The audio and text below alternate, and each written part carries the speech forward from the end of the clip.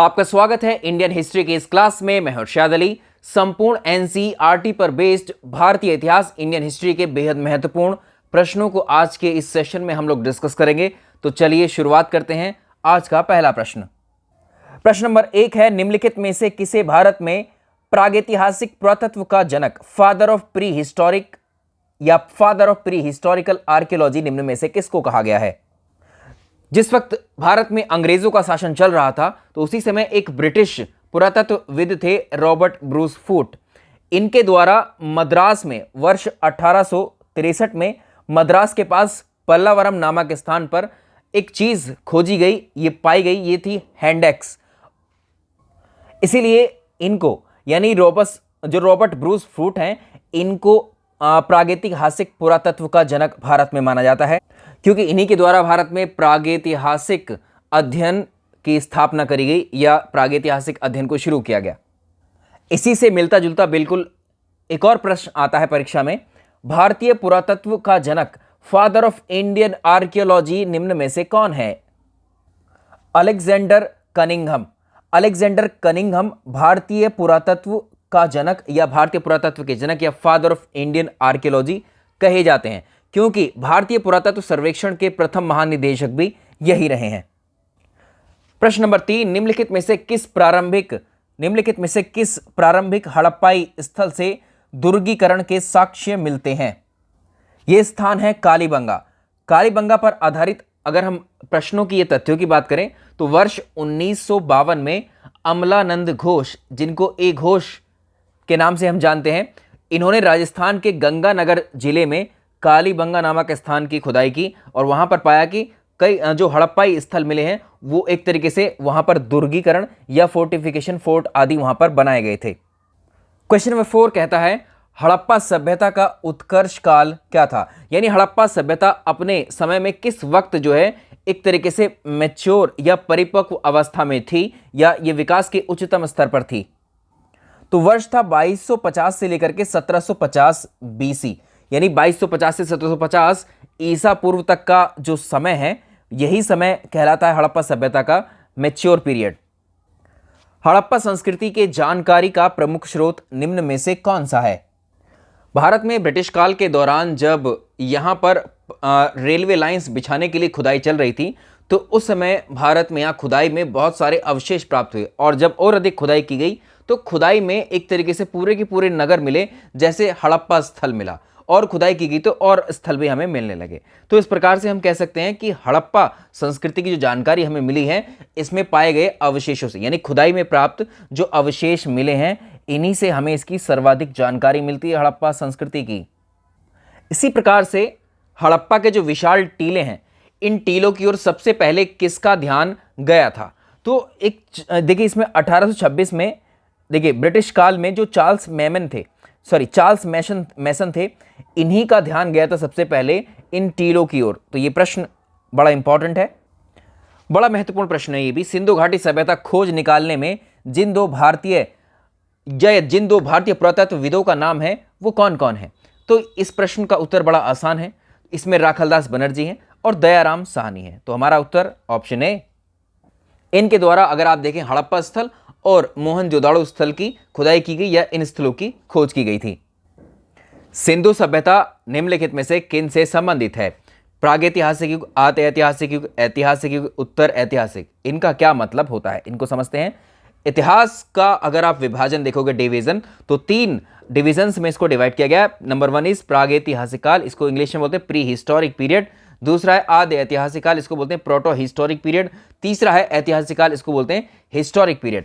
प्रागैतिहासिक काल इतिहास का वो समय है जिसके अंतर्गत उस समय के मानव के द्वारा जो लिखित सामग्री है, ठीक है, या फिर लिखित साक्ष्य एक तरीके से उपलब्ध नहीं है, यानी उस समय लिपि आदि का विकास नहीं हुआ था। उस समय के अवशेष मिलेंगे लेकिन लिखित सामग्री अवेलेबल नहीं है उस समय की। तो यहाँ पर हम इसको जो है रिटन डॉक्यूमेंट्स या रिटन साक्ष्य की जब हम बात करते हैं तो यहाँ पर प्रागैतिहासिक काल वो समय इतिहास का जिस समय वहाँ के अवशेष तो मौजूद हैं, ठीक, लेकिन जो लिखित सामग्री है, लिखित साक्ष्य उस वक्त के मौजूद नहीं है। दूसरा आद्य ऐतिहासिक काल या प्रोटो हिस्टोरिक पीरियड इतिहास का वो समय है कि इस समय मानव के द्वारा जो बनाई गई स्थलाकृतियां हैं या जो भी संरचना है वो तो पाई गई है, साथ साथ वो लिखना भी जान गया, लिपि को भी जानता है। ठीक है, तो लिपि तो मिली है, लिपि तो मिली है लेकिन उसको अभी तक पढ़ा नहीं जा सका है। लिपि तो पढ़ी है, लिपि तो मिली है लेकिन लिपि को पढ़ा नहीं जा सका। ये आद्य ऐतिहासिक काल कहलाता है। जैसे हमारी जो सिंधु घाटी सभ्यता है इसमें आप देखेंगे लिपि मिली है, भाव चित्रात्मक लिपि कहते हैं, पिक्टोग्राफिक जो स्क्रिप्ट कही जाती है इसकी, इस लिपि के साक्ष्य तो हमें मिले हैं बहुत सारे। ठीक है, लेकिन इस लिपि को आज तक नहीं समझा गया है कि इनका अर्थ अभी तक नहीं समझ में आया है। अगला देखें ऐतिहासिक काल। इतिहास का वो समय है जिस समय हमें भरपूर अवशेष भी प्राप्त होते हैं उस समय के, साथ ही लिखित साक्ष्य भी मिले हुए हैं और उन लिखित साक्ष्यों को, रिटन डॉक्यूमेंट्स को, उस समय की लिपि को पढ़ा भी जा चुका है। तो हमारे प्रश्न का उत्तर क्या हो जाएगा यहाँ से, देखिए हमारे प्रश्न का उत्तर हो जाएगा प्रोटो हिस्टोरिक पीरियड, आद्य ऐतिहासिक काल। तो सिंधु सभ्यता किससे संबंधित है, आद्य ऐतिहासिक काल या प्रोटो हिस्टोरिक पीरियड, क्योंकि सिंधु सभ्यता में बहुत सारे अवशेष, टीले, नगर आदि पाए गए, वहां लिपि भी पाई गई है, लिपि का ज्ञान भी था उन लोगों को, लेकिन उस लिपि को आज वर्तमान में उसको अभी तक पढ़ा नहीं जा सका या अभी तक उसको समझा नहीं गया है। तो ऐसे जितने भी काल होंगे वो आद्य ऐतिहासिक काल में आ जाएंगे। सवाल नेक्स्ट कहता है निम्नलिखित में से हड़प्पा सभ्यता किसका प्रतिनिधित्व करती है। जब यहां पर खुदाई चल रही थी भारत में ब्रिटिश काल के दौरान, तो जब देखा टीले नजर आ रहे हैं और जब और ज्यादा अधिक खुदाई की गई तो पूरे के पूरे शहर नजर आए।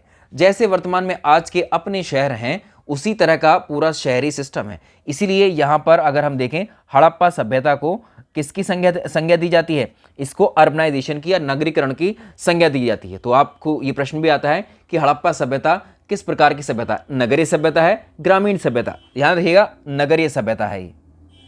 सवाल अगला देखें, किसने सिंधु सभ्यता शब्द का सबसे पहले प्रयोग किया था।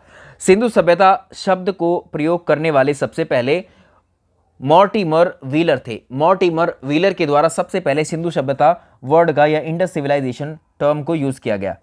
प्रश्न अगला देखेंगे, हड़प्पा का स्थल किस नदी के तट पर अवस्थित है। देखो जब खुदाई में पहला स्थल प्राप्त हुआ था सिंधु घाटी सभ्यता में, उसका नाम है स्थल का हड़प्पा, और ये वर्तमान में जो पाकिस्तान है, ठीक है, पाकिस्तान में स्थित है ये साइट। तो इसके बारे में अगर हम बात करें, ये कौन सी नदी के तट पर है, हड़प्पा रावी नदी के तट पर है। इसकी खुदाई की अगर हम बात करें इस क्षेत्र के उत्खनन की, तो ये की गई थी 1921 में दयाराम साहनी के द्वारा। पंजाब जो कि पाकिस्तान वाला है, ठीक है, तो पाकिस्तान के पंजाब प्रांत में जो है जब खुदाई की गई थी तो यहीं पर जो पहला स्थल मिला वो हड़प्पा स्थल है। तो पंजाब में जो पाकिस्तान में जो पंजाब है उसी में वहां पर रावी नदी है, उसी के किनारे पर यह स्थल की खोज की गई थी। सवाल नंबर नेक्स्ट, मोहनजोदड़ो कहां पर स्थित है। तो मोहनजोदड़ो और हड़प्पा ये दोनों स्थल पाकिस्तान में स्थित हैं, ये दोनों वर्तमान में पाकिस्तान की ही साइट हैं। सवाल का उत्तर हो जाएगा हमारा, तो पाकिस्तान का जो सिंध प्रांत है वहां पर स्थित है मोहनजोदड़ो। और इस पर अगर आप देखें तो देखो मोहनजोदड़ो की खुदाई करने वाले थे राखलदास बनर्जी या आर.डी. बनर्जी। 1922 में इन्होंने खुदाई की थी पाकिस्तान के सिंध प्रांत के लरकाना जिले में। अगला सवाल, सैंधव सभ्यता के महान स्नानागार कहां से प्राप्त हुए हैं। सैंधव सभ्यता में जो ग्रेट बाथ या ग्रेट बाथरूम जिनकी बात की जा रही है कहां पर है, ये मोहनजोदड़ो स्थल से प्राप्त हुए हैं। और इसमें इस बाथरूम की या फिर इस ग्रेट बाथ की अगर आप बात करोगे तो इसमें उत्तर में, इसकी उत्तर दिशा में आपको देखने को मिलेंगी सीढ़ियां इसमें अंदर जाने को, और दक्षिण में मिलेंगी। एक और प्रश्न देखते हैं, मोहनजोदड़ो की सबसे बड़ी इमारत कौन सी थी। मोहनजोदड़ो की सबसे बड़ी इमारत वहां का वेयर हाउस था, वहां का अन्न रखने की जगह थी या अन्नागार था। सवाल अगला देखेंगे, मोहनजोदड़ो की प्रसिद्ध पशुपति मोहर पर देवता किन पशुओं से घिरे हुए हैं। तो पशुपति की सील पर जो देवता हैं वो घिरे हुए हैं किससे, चीता, गैंडा, भैंसा, हाथी। चीता, गैंडा, भैंसा, हाथी। इस बात से भी प्रतीत होता है कि सिंधु सभ्यता के लोग चीता, गैंडा, भैंसा, हाथी आदि से भी परिचित थे। तो इस पशुपति मोहर की जब हम बात करें तो इस मोहर पर चीता, गैंडा, भैंसा, हाथी आदि उत्कीर्ण है। कांसे की नर्तकी की मूर्ति का उत्खनन या जो है कांसे की जो नर्तकी की मूर्ति है उसका उत्खनन किस क्षेत्र से किया गया है। कांसे की नर्तकी की मूर्ति मोहनजोदड़ो से प्राप्त हुई है। सवाल अगला, सिंधु घाटी सभ्यता की विकसित अवस्था में निम्नलिखित में से किस स्थल से घरों में कुओं के अवशेष मिले हैं। कौन सा ऐसा स्थल था, प्रत्येक घर में कुआं वहां पर जरूर था। तो ये भी उत्तर हो जाएगा मोहनजोदड़ो। इसके अवशेष भी मोहनजोदड़ो से प्राप्त हुए हैं। सवाल अगला देखें, लोथल कहां पर स्थित है? तो लोथल एक हड़प्पा कालीन साइट है जो भारत में गुजरात के अहमदाबाद जिले में साबरमती नदी और भोगवा नदी इन दोनों के संगम पर स्थित है। ठीक है, तो लोथल का सबसे बड़ा भाग जो है वो भोगवा नदी पर स्थित है, एक तरीके से हम कह सकते हैं उसके उस नदी के तट पर स्थित है। इसकी खोज की गई थी एस.आर. राव द्वारा। लोथल साइट कहां पर है? गुजरात के अहमदाबाद में। और यहाँ पर साबरमती नदी और भोगवा नदी के कहाँ पर है ये? इसके संगम पर स्थित है। एस.आर. राव के द्वारा इस स्थल की खोज की गई थी। इसके अलावा यहाँ से एक बड़ा गोदीबाड़ा या एक डॉकयार्ड हम कह सकते हैं कि यहाँ पर क्या मिला है? ये एक बंदरगाह भी था।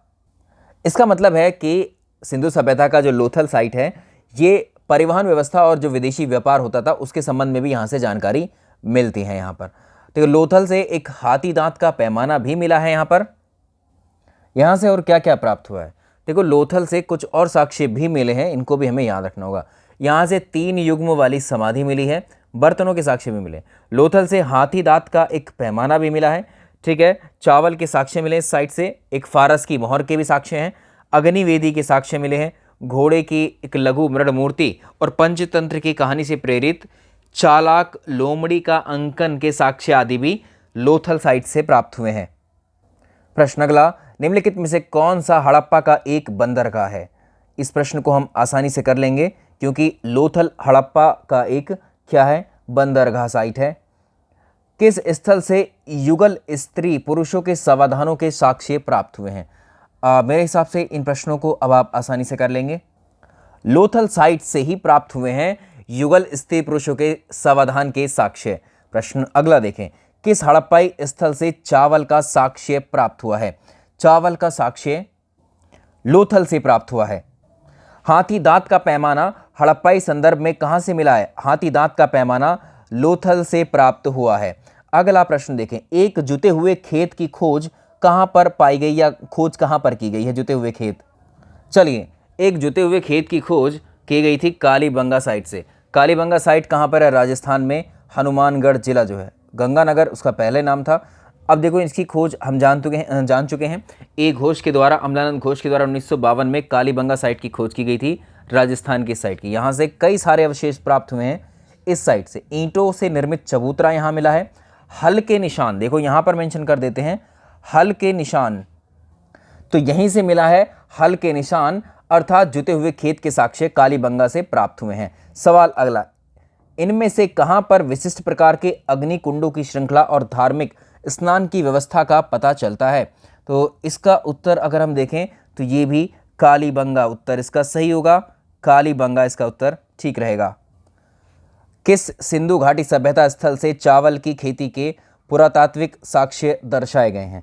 हमने बात की है अभी, कालीबंगा से मिले हैं, इसका उत्तर भी होगा। साथ ही रंगपुर से भी प्राप्त हुए हैं, तो ये भी ध्यान रखिएगा। निम्नलिखित में से किन हड़प्पाई स्थलों पर घोड़े के अवशेष प्राप्त हुए हैं? घोड़े के अवशेष यदि हम बात करें तो ये कालीबंगा से मिले हैं, साथ ही सुरकोटदा से भी प्राप्त हुए हैं।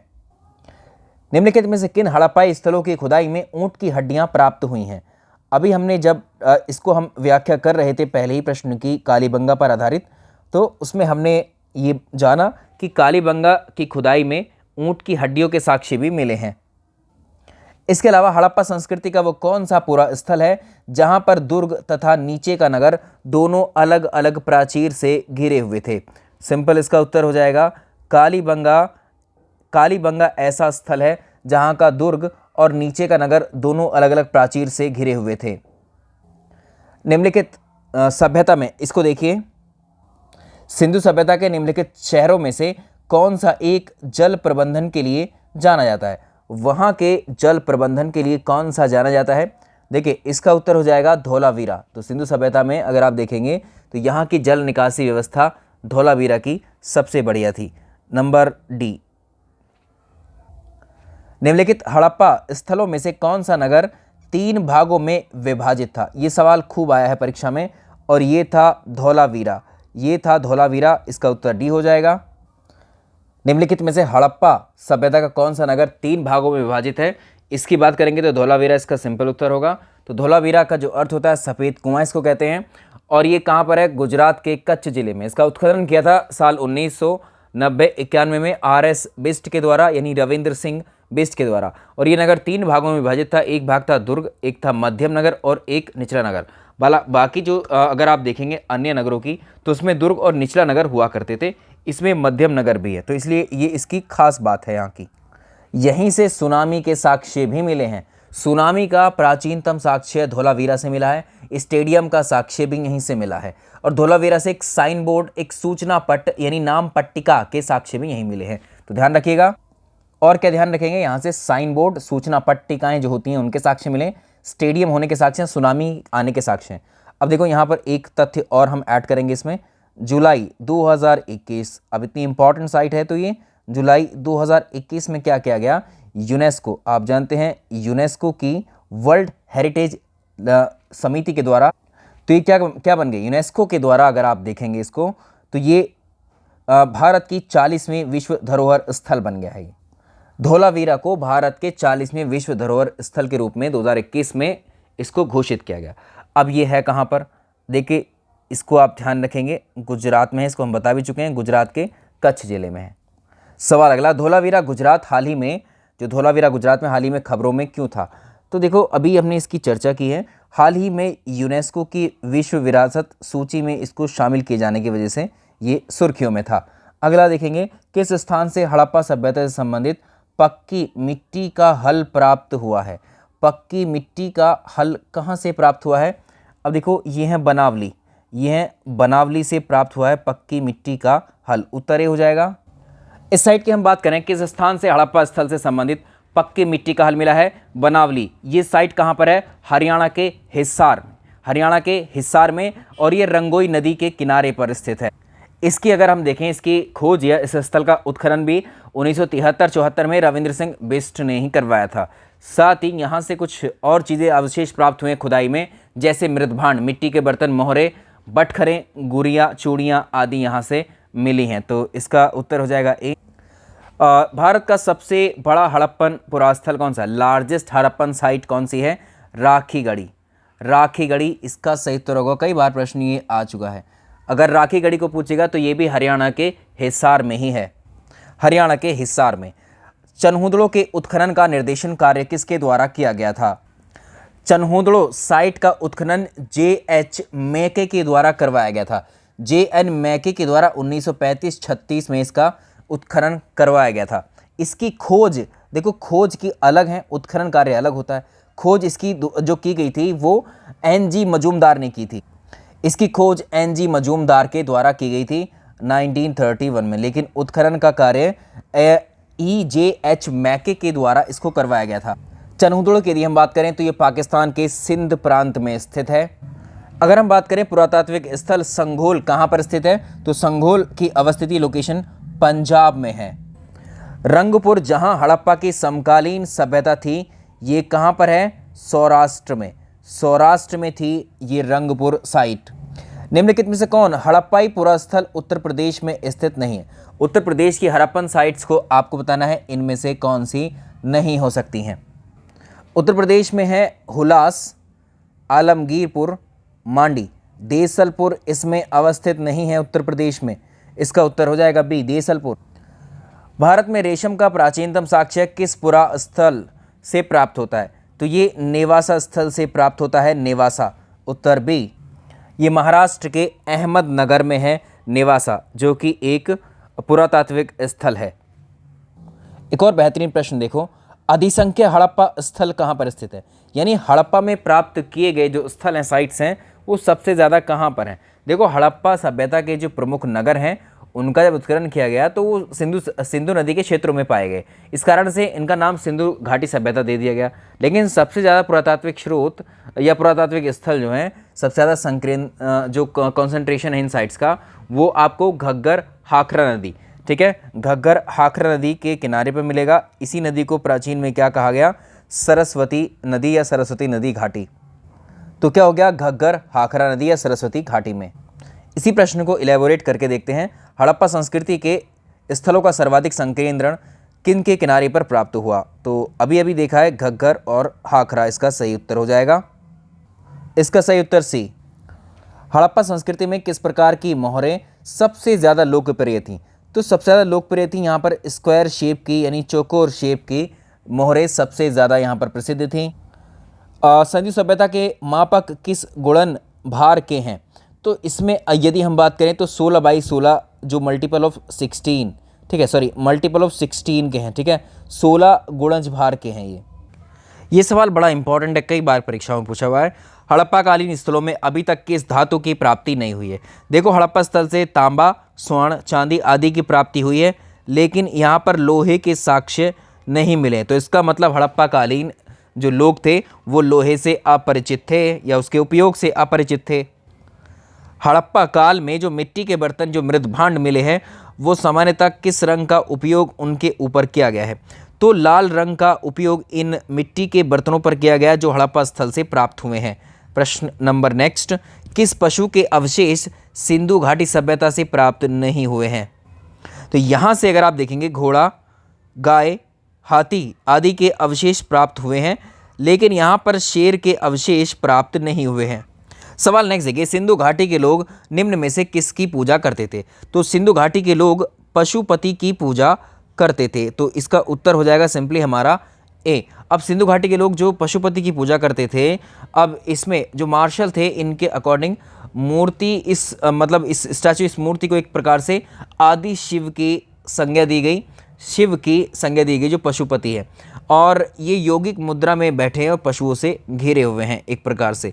तो पशुपति शिव के साथ साथ हड़प्पा सभ्यता में मातृ देवी की पूजा भी की जाती थी। सवाल नेक्स्ट, निम्नलिखित में से किसकी पूजा हड़प्पा संस्कृति में नहीं होती थी? देखो शिव की पूजा, मातृ देवी की पूजा, पीपल की पूजा होती थी, लेकिन विष्णु की पूजा यहाँ पर नहीं होती थी। उत्तर डी सही होगा। सिंधु घाटी के लोग निम्न में से किस में विश्वास करते थे? तो ये मातृशक्ति में, मदर गॉडेस में विश्वास करते थे। सैंधव सभ्यता के पतन के कारणों में सबसे महत्वपूर्ण कारण कौन सा था? यानी सैंधव सभ्यता कैसे समाप्त हुई? तो हड़प्पा सभ्यता के पतन का सबसे महत्वपूर्ण कारण माना जाता है नदियों के प्रवाह को। ये नदियों में जो जल आता था वो बाढ़ के रूप में, एक तरीके से उसकी मारक क्षमता बहुत अधिक होने की वजह से बहुत सारी पर्यावरणीय समस्याएं पैदा हुई, ठीक है, तो इसको अभी तक वैलिड रीज़न माना जाता है। तो आर्यों का आक्रमण को भी कुछ इतिहासकार मानते हैं, लेकिन ये वैलिड नहीं है। अगर आप देखें तो नदियों, जो नदियाँ हैं, नदियों के प्रवाह में परिवर्तन को इसका एक महत्वपूर्ण कारण माना जाता है। क्वेश्चन नंबर 50, निम्नलिखित में से कौन सा वेद प्राचीन वेद है? तो प्राचीनतम वेद इनमें से कौन था? तो भारतीय धार्मिक साहित्य के अंतर्गत 4 वेदों का वर्णन हमें यहाँ पर मिलता है, और चारों वेदों को आप जानते हैं कौन कौन से हैं, आपको ऑप्शंस में भी दिए हुए हैं। इसमें ऋग्वेद, यजुर्वेद, सामवेद, अथर्ववेद। तो इन चारों वेदों का वर्णन अगर आप देखें, इन चारों वेदों में सबसे प्राचीन वेद होता है हमारा ऋग्वेद, ठीक है, ऋग्वेद ये प्राचीनतम वेद है। इसमें 1028 सूक्त मिलते हैं, 1028 सूक्त मिलते हैं इसमें। और जो व्यक्ति वेद की ऋचाओं को पढ़ता है या वेद की ऋचाओं को पढ़ने वाले पुरोहित को होत्री की संज्ञा दी जाती है। तो ये होत्री की संज्ञा दी जाती है। निम्नलिखित में से किसका संकलन वेद, जो ऋग्वेद है, ऋग्वेद पर आधारित है? ऋग्वेद की जो ऋचाएं हैं, सूक्त हैं, इनको एक संगीत पर कैसे बोला जाएगा, कैसे गाया जाएगा? तो ये इसको हम कहते हैं सामवेद, ठीक है, सामवेद, बुक ऑफ म्यूजिक कहते हैं सामवेद को। तो बुक ऑफ म्यूजिक या संगीत की पुस्तक कहते हैं सामवेद को। गायत्री मंत्र के नाम से प्रसिद्ध मंत्र किस ग्रंथ में मिलता है? गायत्री मंत्र हमें मिलता है ऋग्वेद के अंदर। इसका उत्तर होगा सी, ऋग्वेद के अंदर मिलता है गायत्री मंत्र। गायत्री मंत्र के रचयिता को भी पूछते हैं, तो गायत्री मंत्र के रचयिता कौन है? विश्वामित्र हैं, ऋषि विश्वामित्र, याद रहेगा। सवाल अगला, ऋग्वेद की मूल लिपि क्या थी? ऋग्वेद की जो मूल लिपि थी वो ब्राह्मी लिपि थी, इसकी ब्राह्मी लिपि थी। सवाल नेक्स्ट, निम्नलिखित में से कौन सा ब्राह्मण ग्रंथ ऋग्वेद से संबंधित है? कौन सा ब्राह्मण ग्रंथ ऋग्वेद से संबंधित है? ऐत्रेय ब्राह्मण ग्रंथ ऋग्वेद से संबंधित है, इसका उत्तर हो जाएगा ए। किस वैदिक ग्रंथ में वर्ण शब्द का सबसे पहले उल्लेख मिलता है? वर्ण शब्द का उल्लेख भी हमें ऋग्वेद में ही मिलता है। निम्नलिखित में से किस नदी को ऋग्वेद में नदीत्मा कहा गया है? नदीत्मा कहा गया है सरस्वती रिवर को, सरस्वती नदी को इसकी संज्ञा दी गई है। नेक्स्ट देखें, वैदिक सदानीरा नदी का वर्तमान नाम क्या है। तो जो सदानीरा नदी जो वैदिक काल में या वेदों में बताई गई हैं, वो वर्तमान में गंडक नदी का नाम है। ठीक है, गंडक नदी का नाम है। एक शब्द है आर्य। आर्य शब्द का क्या अर्थ है? देखो, आर्य शब्द का मतलब होता है सुपीरियर, ग्रेट या सर्वश्रेष्ठ या सिंपली श्रेष्ठ भी हम कह सकते हैं। आगे चलेंगे, बोगजकोई महत्वपूर्ण है क्योंकि, बोगजकोई महत्वपूर्ण है क्योंकि, अच्छा बोगजकोई है क्या? तो बोगजकोई ये तुर्की में स्थित एक अभिलेख है और यहाँ से प्राप्त जो अभिलेख है इसमें जो वैदिक देवी देवता हैं उनके नामों का उल्लेख बोगजकोई अभिलेख में मिलता है। इसका उत्तर बी हो जाएगा। निम्नलिखित में से कौन से वैदिक देवी देवता बोगजकोई अभिलेख में उल्लिखित हैं? इनके सबके नाम याद रखेंगे हम लोग। ये कौन कौन है? उत्तर इसका डी हो जाएगा। इंद्र, मित्र, नासत्य, वरुण। ठीक है, ये देवता इसमें मेंशन किए गए हैं। ऋग्वेद काल में जनता निम्न में से मुख्यतः किस में विश्वास करती थी? देखो, इसमें अगर हम देखें ऋग्वेद काल की जनता निम्न में से बलि और कर्मकांड में विश्वास करती थी। तो सैक्रिफाइसेस एंड रिचुअल जो है परफॉर्म किए जाते थे यहाँ पर। आजीवक संप्रदाय के संस्थापक कौन थे? सवाल नंबर नेक्स्ट देखेंगे, आजीवक संप्रदाय के संस्थापक कौन थे? आजीवक संप्रदाय के संस्थापक थे मखली गोशाल। मखली गोशाल जो स्वयं ही मखली गोशाल शुरुआत में महावीर स्वामी के शिष्य थे। उनकी भेंट अगर हम देखें तो नालंदा में उनकी पहली भेंट हुई थी, लेकिन यहाँ पर कुछ विषांतर या मतभेद हो जाने के बाद इन्होंने महावीर स्वामी का साथ छोड़ दिया और एक आजीवक नामक संप्रदाय की स्थापना कर दी। इसका उत्तर हो जाएगा ऑप्शन सी। सवाल नंबर नेक्स्ट, श्वेतांबर परंपरा के अनुसार निम्नलिखित तीर्थंकरों में से कौन महिला तीर्थंकर थी? तो महिला तीर्थंकर कौन थी? मल्लीनाथ। उत्तर हो जाएगा इसका मल्लीनाथ, इसका सही उत्तर होगा। जैन धर्म की परंपरा के अनुसार कुल मिलाकर के 24 तीर्थंकर हुए और 24वें तीर्थंकर अगर हम देखें तो महावीर स्वामी हुए थे। ठीक है, महावीर स्वामी 24वें तीर्थंकर हुए। और मल्लीनाथ कौन से नंबर के तीर्थंकर थे? 19वें। ठीक है, 19वें तीर्थंकर थे। निर्ग्रंथ किसे कहा जाता है? निर्ग्रंथ कहा जाता है जैन को। ठीक है, जो जैन लोग होते हैं उनको निर्ग्रंथ की संज्ञा दी जाती है। कुंडा ग्राम जहाँ पर महावीर स्वामी का जन्म हुआ उसका आधुनिक नाम क्या है? तो बासु कुंड कहते हैं। कुंडा ग्राम को या कुंड ग्राम को बासु कुंड के नाम से जानते हैं। महावीर जैन की मृत्यु निम्नलिखित में से किस नगर में हुई थी? महावीर जैन की मृत्यु अगर आप देखें तो पावापुरी में हुई थी। ऑप्शन सी इसका सही होगा, पावापुरी में हुई थी। एक और महत्वपूर्ण प्रश्न देखते हैं। देखिए, ज़्यादातर बातों को हम लोगों ने प्रश्नों के माध्यम से ही देखना है। महावीर स्वामी को किस नदी के तट पर ज्ञान की प्राप्ति हुई थी? तो ये नदी थी, इस रिवर का नाम है ऋजुपालिका नदी। ये नदी थी ऋजुपालिका नदी। अणुव्रत सिद्धांत का प्रतिपादन किसके द्वारा किया गया था? अणुव्रत सिद्धांत आते हैं जैनिज्म में या जैन धर्म में? उत्तर सी होगा इसका। जैन धर्म का आधारभूत बिंदु क्या है? तो जैन धर्म का आधारभूत बिंदु आपको समझना होगा, ये नॉन वायलेंस यानी अहिंसा है। गांधी जी के भी आधार क्या थे? सत्य और अहिंसा। तो जैनिज्म का क्या है? सिर्फ अहिंसा। यहाँ पर केवल अहिंसा को दिया गया है। हमारा कहने का अर्थ ये है, तो जैन धर्म के आधारभूत बिंदुओं में अहिंसा शामिल है। वैसे जैन धर्म में 5 महाव्रतों का विधान किया गया है, सत्य का, अहिंसा का, अपरिग्रह का, अस्त्य का और ब्रह्मचर्य का। सत्य, अहिंसा, अपरिग्रह, अस्त्य और ब्रह्मचर्य, इनका पालन करने की बात की गई है। जैन साधुओं का जीवन 5 प्रतिज्ञाओं के द्वारा ही अनुशासित होता है। तो तीर्थंकर पार्श्वनाथ के द्वारा 4 महाव्रत दिए गए थे। तो महावीर स्वामी ने 5वां व्रत जोड़ा जिसको हम ब्रह्मचर्य कहते हैं। निम्न में जैन धर्म के त्रिरत्न में क्या शामिल नहीं था? तो त्रिरत्न में पूर्ण ज्ञान शामिल था, ध्यान शामिल था, कर्म शामिल था, मुक्ति इसमें शामिल नहीं था। मुक्ति इसमें शामिल नहीं था। जैन धर्म के अनुसार या जैन धर्म के अनुसार सृष्टि की रचना और पालन पोषण किस प्रकार से हुआ है? ये सार्वभौमिक विधान या यूनिवर्सल लॉ के अकॉर्डिंग हुआ है। उत्तर ए। जियो और जीने दो, जी और जीने दो, ये बताइए किसकी फिलॉसफी है या किसका स्लोगन है ये? तो जी और जीने दो महावीर स्वामी का एक तरीके से स्लोगन है। आगे देखेंगे, जैन धर्म में संलेखना से क्या तात्पर्य है? जैन धर्म के अंतर्गत संलेखना एक प्रक्रिया होती है। देखिए, इसमें क्या है, इसमें जैन धर्म के जो अनुयायी होते हैं वो उपवास रखते हैं और उपवास के दौरान जब वो अपने प्राणों का त्याग करते हैं तो इसी को संलेखना या संथारा या समाधि मरण कहा जाता है। तो मौर्य सम्राट जो चंद्रगुप्त मौर्य थे, अपने जीवन काल के अंतिम दिनों में उन्होंने जैन धर्म को अपनाया था और उनके शासनकाल के अंत में 12 वर्षों का अकाल पड़ा था। अकाल की स्थिति से निपटने में वो असफल होकर चंद्रगुप्त मौर्य अपने पुत्र के पक्ष में जो है एक तरीके से सिंहासन उन्होंने त्याग कर भद्रबाहु के साथ श्रवण बेलगोला वो चले गए थे और वहीं पर तपस्या करने लगे और इसी विधि से, इसी स्थान पर इन्होंने संलेखना विधि से अपने प्राणों को त्याग दिया था। इसका उत्तर हो जाएगा उपवास द्वारा प्राणों को त्यागना। इसका उत्तर हो जाएगा बी। गौतम बुद्ध का जन्म कहां पर हुआ था? बहुत आता है प्रश्न।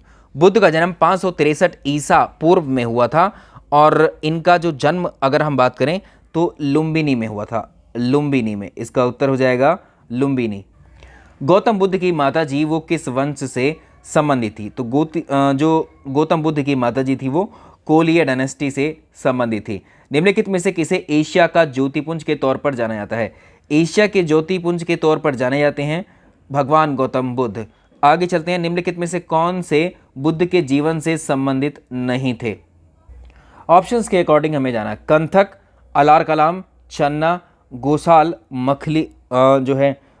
मखलीपुत। ठीक है, तो देखो गोशाल जो मखलीपुत थे वो आजीवक संप्रदाय या मखली गोशाल हम देख रहे थे, वो कौन थे? आजीवक संप्रदाय के संस्थापक। तो ये नालंदा विहार में महावीर स्वामी के शिष्य बने थे। 6 वर्षों के साथ, मतलब 6 वर्ष तक उनके साथ रहे थे। बाद में इन्होंने जब मतभेद हुए तो आजीवक संप्रदाय की स्थापना कर ली और इनके मत को या आजीवक संप्रदाय को एक तरीके से भाग्यवादी या नीतिवादी कहा जाता है। तो महात्मा बुद्ध के समकालीन थे ये, लेकिन गौतम बुद्ध के जीवन से संबंधित नहीं थे। ठीक है, तो इसमें कंथक अगर आप देखें तो सिद्धार्थ के घोड़े का नाम था कंथक। चन्ना बुद्ध के सारथी थे, चन्ना या छंदक नाम भी आपको मिलता। अलार कलाम गौतम बुद्ध के प्रथम ये गुरु हुए। चलिए, इसमें ये 3 तो हमारे रिलेटेड हैं, 1, 2 एंड 3। तो इसमें केवल कौन सा नहीं है? इसमें केवल 4 नहीं है, इसमें केवल 4 नहीं है। निम्नलिखित में से कौन सा एक गौतम बुद्ध के समकालीन है? गौतम बुद्ध के समकालीन कौन थे? ये प्रश्न खूब आता है, बहुत इंपॉर्टेंट सवाल है ये। गौतम बुद्ध के समकालीन हैं वर्धमान महावीर। वर्धमान महावीर गौतम बुद्ध के समकालीन हुए। मृगदाव, जिसको हम सारनाथ कहते हैं, मृगदाव में गौतम बुद्ध के द्वारा दिया गया प्रथम उपदेश निम्न में से किस नाम से जाना जाता है? प्रथम उपदेश को हम जानते हैं धर्म चक्र प्रवर्तन के नाम से, धर्म चक्र या धम्म चक्र प्रवर्तन के नाम। इसका उत्तर हो जाएगा बी। भारतीय कला में बुद्ध के जीवन की किस घटना का चित्रण हुआ है? मृग सहित चक्र द्वारा हुआ है। तो गौतम बुद्ध के जीवन की जो प्रथम उपदेश की घटना है, इसको भारतीय कला में बुद्ध के जीवन की घटना के साथ एक तरीके से मृग सहित चक्र के द्वारा इसको प्रदर्शित किया गया है। बुद्ध के उपदेश निम्नलिखित में से किससे संबंधित होते थे? बुद्ध के उपदेश यदि हम देखें संबंधित किससे हैं? Purity and sensitivity of the, अगर हम बात करें जो हमारा आचरण है, आचरण की शुद्धता और पवित्रता से संबंधित। इसका उत्तर हो जाएगा डी। बौद्ध दर्शन के अनुसार कारण एवं कार्य के सिद्धांत को इस प्रकार जाना जाता है। देखो, कारण और कार्य को जो जाना जाता है प्रतीत समुत्पाद के नाम से जाना जाता है। प्रतीत समूत उत्पाद। ठीक है, प्रतीत समूत उत्पाद। चलिए नेक्स्ट सवाल देखें। भारतीय दर्शन की प्रारंभिक शाखा निम्न में से कौन सी है? भारतीय दर्शन की प्रारंभिक शाखा की यदि हम बात करें तो यह है सांख्य दर्शन। ठीक है, सांख्य दर्शन इसकी प्रारंभिक शाखा है और इसके जो प्रतिपादक थे, इसके प्रतिपादक कौन हुए? इसके प्रतिपादक हुए कपिल। तो सांख्य दर्शन को प्रतिपादित करने वाले कौन थे? ये थे कपिल। इसका सही उत्तर। न्याय दर्शन के संस्थापक कौन थे? देखिए, न्याय दर्शन के संस्थापक कौन थे? ये सवाल आपको काफ़ी पूछे जाएंगे। न्याय दर्शन के संस्थापक गौतम हुए। ठीक है, ये गौतम हुए। ये गौतम बुद्ध का नाम नहीं है, ये ऋषि अक्षपाद गौतम है। ठीक है, इसके अलावा आदि शंकराचार्य के द्वारा स्थापित 4 मठ कहाँ पर स्थित हैं? तो इसमें है जोशीमठ, द्वारका, पुरी और श्रृंगेरी। तो जोशीमठ, द्वारका, पुरी और श्रृंगेरी में। निम्नलिखित में से किसमें पुनर्जन्म का विश्वास स्वीकृत है? पुनर्जन्म का कॉन्सेप्ट आपको हिंदू धर्म, बौद्ध धर्म, जैन धर्म तीनों में ही मिलेगा। रामानुज के अनुयायी को क्या कहा जाता है? सवाल नंबर नेक्स्ट देखेंगे। रामानुजाचार्य, इनके जो अनुयायी हैं वो कहलाते हैं वैष्णव। रामानुजाचार्य किससे संबंधित हैं? रामा अनुजाचार्य किससे संबंधित है? ये है विशिष्ट अद्वैतवाद से। विशिष्ट अद्वैतवाद से ऑप्शन सी इसका सही हो जाएगा। विशिष्ट अद्वैतवाद सिद्धांत के संस्थापक कौन हुए? तो रामा अनुजाचार्य। रामा अनुजाचार्य ऑप्शन डी इसका सही आंसर हो जाएगा। वर्तमान उत्तर प्रदेश में भारत के प्राचीनतम 16 जनपदों में से कुल कितने महाजनपद उत्तर प्रदेश में शामिल है? तो देखो ये बढ़िया सवाल है। इसमें अगर देखें 16 में से आधे यानी 8 महाजनपद उत्तर प्रदेश में स्थित हैं। उत्तर प्रदेश में तो 16 जनपदों का उल्लेख कहाँ पर मिलता है? 16 जनपदों का उल्लेख कहाँ पर मिलता है? अंगुत्तर निकाय में। अंगुत्तर निकाय में 16 महाजनपदों का विवरण मिलता है। निम्नलिखित में से कौन सा सुमेलित नहीं है? अब देखो यहाँ से प्रश्न पूछता है ये, कौशल की राजधानी अगर आप देखें तो श्रावस्ती होगा, तो ये सुमेलित नहीं है। अंग की राजधानी चंपा, वत्स की कौशाम्बी और मत्स्य की विराटनगर। आगे देखो, निम्नांकित 4 राजाओं में से किन 2 के वर्धमान महावीर और गौतम बुद्ध के साथ समान मैत्रीपूर्ण संबंध थे? देखो बड़ा ही शानदार प्रश्न है ये, और इस प्रश्न को आप हमेशा ध्यान रखेंगे। तो देखो इसमें अगर हम बात करें, इसमें देखो एक तो मगध के बिंबिसार और मगध का अजातशत्रु, ठीक है, मगध का अजातशत्रु। तो इसका उत्तर क्या हो जाएगा? इसका उत्तर हो जाएगा 1 और 4, इनके साथ मैत्रीपूर्ण संबंध थे दोनों के। महिष्मती नगर किस महाजनपद में स्थित था? महिष्मती नगर किस जनपद में स्थित था? इस सवाल को देखिए, नेक्स्ट क्वेश्चन। माहिष्मती अवंती में स्थित था। अवंती में स्थित था। सवाल नंबर नेक्स्ट, चंड प्रद्योत किस प्राचीन गणराज्य के राजा हुए? तो ये थे अवंती के ही राजा थे, ये अवंती के ही राजा थे। उत्तर इसका सी हो जाएगा। 6वीं शताब्दी ईसा पूर्व शुक्तिमती राजधानी किसकी थी? तो ये थी चेदी की राजधानी, ठीक है। तो इसमें देखो ऑप्शन में नहीं है, लेकिन आंसर हम यहाँ पर मेंशन कर देते हैं इसका, ठीक है। 6वीं शताब्दी ईसा पूर्व में शुक्तिमती राजधानी किसकी थी? चेदी की राजधानी थी, ठीक है, चेदी की राजधानी थी। चेदी किसकी राजधानी थी? सोतिवती की, ठीक है, सोतिवती नगर की राजधानी थी। प्राचीन नगर तक्षशिला निम्नलिखित में से किन के बीच में स्थित था? तक्षशिला इंडस नदी और झेलम नदी के बीच में स्थित था। इंडस और झेलम नदी के बीच में स्थित था। तक्षशिला किसके लिए फेमस हुआ? तक्षशिला अगर हम बात करें तो यहाँ पर विद्या और अध्ययन, वाणिज्य, व्यापार, कला और शिल्प, इन सभी के लिए ये फेमस हुआ। इसका डी उत्तर हो जाएगा। 16 महाजनपदों में मथुरा इनमें से किसकी राजधानी थी? देखो मथुरा थी सूरसेन की राजधानी। मथुरा सूरसेन की राजधानी हुई। आगे देखेंगे, प्रथम मगध साम्राज्य का उत्कर्ष किस शताब्दी में हुआ? चलिए क्वेश्चन नंबर नेक्स्ट देखेंगे।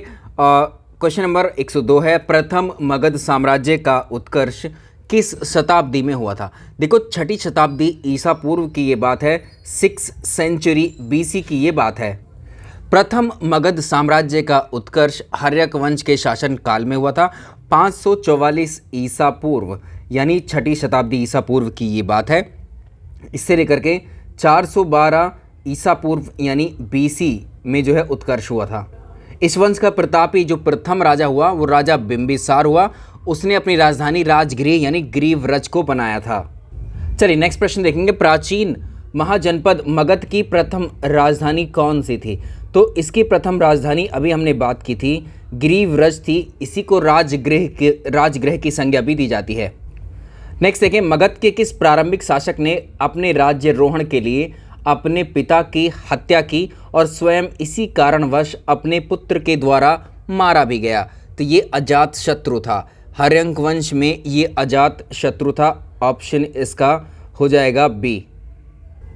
अजातशत्रु ने पूर्वी भारत पर मगध का आधिपत्य स्थापित करने के लिए निम्नलिखित में से किस गणराज्य के साथ 16 वर्षों तक युद्ध किया था?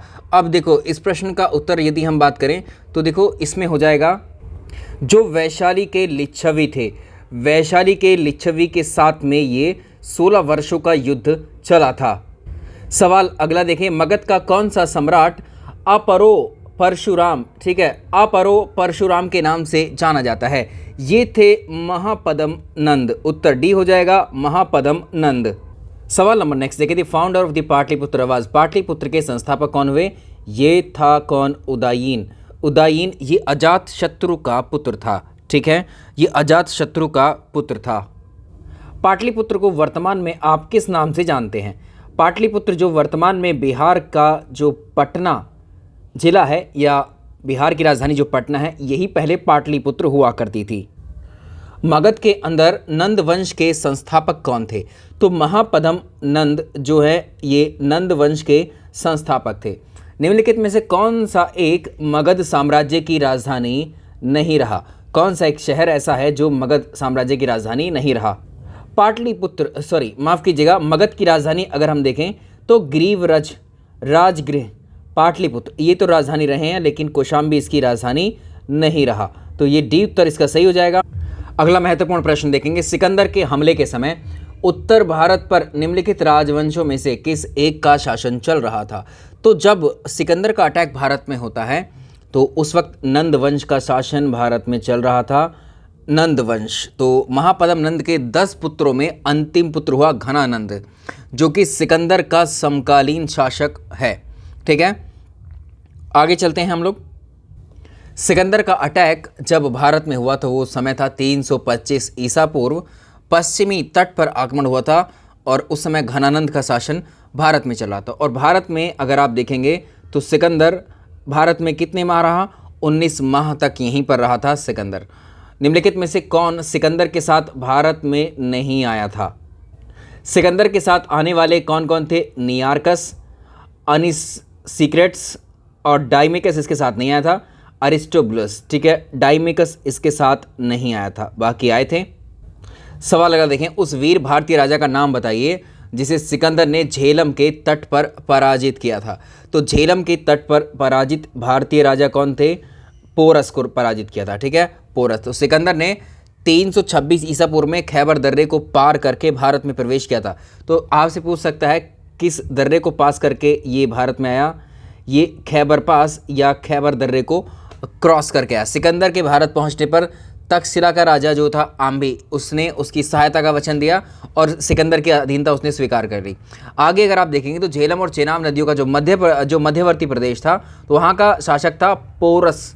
पोरस को पुरूवी कहा गया है। तो ये सिकंदर के सामने समर्पण की मांग को ठुकरा देता है और जब ठुकराता है तो इसके फलस्वरूप वितस्ता नदी यानी झेलम नदी पर युद्ध होता है। इस युद्ध में पोरस की हार हो जाती है, लेकिन उसकी वीरता से काफ़ी प्रसन्न होता है सिकंदर और उसे उसका राज्य वापस लौटा देता है और 325 ईसा पूर्व में वो भारत से वापस लौटता है 19 महीने रहने के बाद, जिस कारण चंद्रगुप्त मौर्य से अगर हम देखें यहाँ पर हमें सिर्फ यहीं तक डिस्कस करना है इस प्रश्न में, बाकी आगे डिस्कस करेंगे। नंद वंश के पश्चात मगध पर किस राजवंश ने शासन किया था? भारत में यदि हम देखें नंद वंश के पश्चात मौर्यों का साम्राज्य या मौर्यन एम्पायर यहाँ पर रूल करती है। भारत में पहले साम्राज्य की स्थापना किस शासक के द्वारा की गई थी? भारत में पहले बड़े साम्राज्य की स्थापना चंद्रगुप्त मौर्य के द्वारा की गई थी। उत्तर इसका ए हो जाएगा। निम्नलिखित में से किस पुस्तक में चंद्रगुप्त मौर्य को वृषल कहा गया? तो यहाँ पर ध्यान रखिएगा, बड़ी इंपॉर्टेंट और फेमस किताब है मुद्रा राक्षस। इस मुद्रा राक्षस किताब में चंद्रगुप्त मौर्य को वृषल कहा गया है। ठीक है, मुद्रा राक्षस किसकी रचना है? मुद्रा राक्षस को लिखने वाले हैं विशाख दत्त। ये कौन है? विशाख दत्त ने इसकी रचना की है। मुद्रा राक्षस नाटक की विषय वस्तु मुख्य रूप से किस पर आधारित है? सवाल नेक्स्ट, मुद्रा राक्षस विषय वस्तु की मुख्य रूप से इसकी विषय वस्तु क्या है? तो देखो, राजनीतिक और सत्ता परिवर्तन इसका एक तरीके से मुख्य विषय। तो मुद्रा राक्षस की यदि हम बात करें, चंद्रगुप्त के समय जो उसके दरबारी थे उसके द्वारा जो साजिशें आदि की गई थी जिससे राजनीतिक और सत्ता परिवर्तन हो सकते थे। मुद्रा राक्षस में ऐतिहासिक घटना की पुनर्रचना की गई है। तो यहाँ पर अगर आप देखें तो चंद्रगुप्त मौर्य का राज्यरोहण की यहाँ पर बात की गई है। सेंड्रोकोटस से सेंड्रोकोटस से चंद्रगुप्त मौर्य की पहचान किसके द्वारा की गई? विलियम जॉन्स ने की थी। विलियम जॉन्स ने सेंड्रोकोटस की जो पहचान है वो चंद्रगुप्त मौर्य के नाम से की। तो स्ट्रैबो और जस्टिन ने चंद्रगुप्त मौर्य को सेंड्रोकोटस कहा। ध्यान रहेगा ये आपको। लेकिन सबसे पहले पूछ रहा है तो सबसे पहले सेंड्रोकोटस की पहचान विलियम जॉन्स ने की। William Jones. मालवा, गुजरात, महाराष्ट्र किस शासक ने पहली बार जीता? किस शासक ने इन क्षेत्रों को पहली बार जीता? ये कौन था? चंद्रगुप्त मौर्य था। बड़ा इंपॉर्टेंट सवाल है। तो चंद्रगुप्त मौर्य एक महान विजेताओं में शामिल था। उसने मालवा, गुजरात, महाराष्ट्र को पहली बार विजित किया और चंद्रगुप्त मौर्य का साम्राज्य संपूर्ण भारत में फैला हुआ था। चंद्रगुप्त मौर्य ने किस वंश की सत्ता को समाप्त करके मौर्य साम्राज्य की स्थापना की थी? तो उस समय थे नंद वंश, नंद डायनेस्टी। इसका उत्तर हो जाएगा ऑप्शन सी। चंद्रगुप्त मौर्य का शासनकाल लगभग किस अवधि में रहा? चंद्रगुप्त मौर्य के शासनकाल की अवधि क्या रही? तो चंद्रगुप्त मौर्य के शासनकाल की अवधि 321 BCE से लेकर के 297 BC, या कहीं कहीं पर आपको लिखा मिलेगा 322 BCE से लेकर के 298 BC, तो दोनों ही ठीक रहेंगे। चंद्रगुप्त मौर्य ने जीवन के अंतिम वर्षों में कौन सा धर्म अपना लिया था? चंद्रगुप्त मौर्य ने अपने जीवन के अंतिम दिनों में जैन धर्म को अपना लिया था, और वो यहाँ से दक्षिण भारत में जो है एक तरीके से चले गए थे। संलेखना प्रक्रिया के माध्यम से उन्होंने अपने प्राणों का त्याग किया था। अर्थशास्त्र ग्रंथ चंद्रगुप्त मौर्य की किस प्रसिद्ध सलाहकार द्वारा रचित है? अर्थशास्त्र ग्रंथ जो है इसको लिखने वाले कौन थे? देखिए, विष्णुगुप्त या चाणक्य। ठीक है, ध्यान रहेगा। सवाल नंबर नेक्स्ट, सिकंदर के सेनापति सेल्यूकस निकेटर को किसने पराजित किया था? सेल्यूकस निकेटर को हराया था किसने? चंद्रगुप्त मौर्य ने। चंद्रगुप्त मौर्य के द्वारा हराया गया था सेल्यूकस निकेटर को, और ये अलेक्जेंडर का यानी सिकंदर महान का सेनापति हुआ करता था सेल्यूकस निकेटर, जिसको हराया था चंद्रगुप्त मौर्य ने। चंद्रगुप्त के द्वारा जो राजधानी बनाई गई थी, ध्यान रखना, चंद्रगुप्त की जो राजधानी थी वो पाटलिपुत्र। तो ध्यान रखना, इस प्रश्न आता है कि पाटलिपुत्र को किस शासक ने सबसे पहले अपनी राजधानी बनाया? तो सबसे पहले राजधानी बनाने वाला चंद्रगुप्त मौर्य ही था। सेल्यूकस निकेटर के साथ संधि के बाद चंद्रगुप्त ने कौन सी यूनानी राजकुमारी के साथ विवाह किया था? तो ये थी हेलन। तो ये सेल्यूकस निकेटर की पुत्री थी, सेल्यूकस निकेटर की पुत्री थी हेलेना या हेलन। चंद्रगुप्त मौर्य के अंतिम दिनों का संबंध किस स्थान से है? तो कर्नाटक के श्रवणबेलगोला ये चले गए थे, और यहीं पर इन्होंने संलेखना या संथारा किया था। देखो, जो अलेक्जेंडर महान यानी सिकंदर जो था, अलेक्जेंडर, ठीक, अलेक्जेंडर का जो सेनापति हुआ वो था सेल्यूकस निकेटर, और उसका एक राजदूत था मेगास्थनीज। तो मेगास्थनीज आया था चंद्रगुप्त मौर्य के दरबार में, और इसने किताब लिखी थी यहाँ पर इंडिका नामक पुस्तक इसने चंद्रगुप्त मौर्य के शासनकाल में लिखी। और ये एक ग्रीक या आप कहेंगे ग्रीस का ये राजदूत था या यूनानी राजदूत था। चंद्रगुप्त मौर्य की राजसभा में यूनानी राजदूत था। ठीक है, तो इतना ध्यान रखेंगे। मेगास्थनीज ने भारत पर कौन सी प्रसिद्ध पुस्तक लिखी है? और ये बहुत आती है परीक्षाओं में, इंडिका नामक पुस्तक लिखी है। मेगास्थनीज किस मौर्य सम्राट के दरबार में आया था? तो ये चंद्रगुप्त मौर्य के दरबार में आया था। चंद्रगुप्त मौर्य के दरबार में ये आया था। मेगास्थनीज के अनुसार भारत का समाज मुख्यतः कितने वर्गों में विभाजित किया गया था? मेगास्थनीज के अकॉर्डिंग एक तरीके से भारतीय समाज को 7 वर्गों में डिवाइड किया गया था। कौन कौन से थे? दार्शनिक हुआ करते थे, किसान थे, चरवाहा, कारीगर, योद्धा, निरीक्षक और पार्षद। आगे चलते हैं। तो भारतीय समाज का वर्णन मेगास्थनीज की किताब इंडिका में मिलता है। मेगास्थनीज द्वारा वर्णित प्रमुख भारतीय नगर कौन सा था? यदि हम इसकी बात करें, देखिए, मेगास्थनीज सेल्यूकस निकेटर के द्वारा चंद्रगुप्त मौर्य के दरबार में भेजा गया एक यूनानी राजदूत था जो पाटलिपुत्र में रहा। उसकी जो कृति है इंडिका, ये मौर्यकालीन समाज के प्रशासन और उसके अर्थव्यवस्था पर प्रकाश डालती है। इसके अलावा तो इसमें इसका उत्तर क्या हो जाएगा? यहाँ पर पाटलिपुत्र के प्रशासन आदि द्वारा इसमें वर्णित किए गए थे। अगला सवाल देखो, मेगास्थनीज ने पाटलिपुत्र के बारे में लिखा है कि यह एक बड़ा और खूबसूरत शहर है जो एक विशाल दीवार से घिरा है। इसमें 570 मीनारें हैं। और कितने द्वार हैं पाटलिपुत्र के अंतर्गत? तो इसमें 64 द्वार की बात की गई है, 64 द्वारों की बात की गई है। चंद्रगुप्त मौर्य के गुरु कौन थे? चंद्रगुप्त मौर्य के गुरु थे भद्रबाहु। इन्हीं के साथ में वो अपने जीवन के अंतिम दिनों में जैन धर्म को अपना लेते हैं, और वो कर्नाटक के श्रवणबेलगोला में चले जाते हैं, जहाँ पर वो संथारा की विधि से क्या करते हैं? अपने प्राणों को त्याग देते हैं। यूनानी लेखक ने किस मौर्य शासक को अमित्रघात की संज्ञा दी है?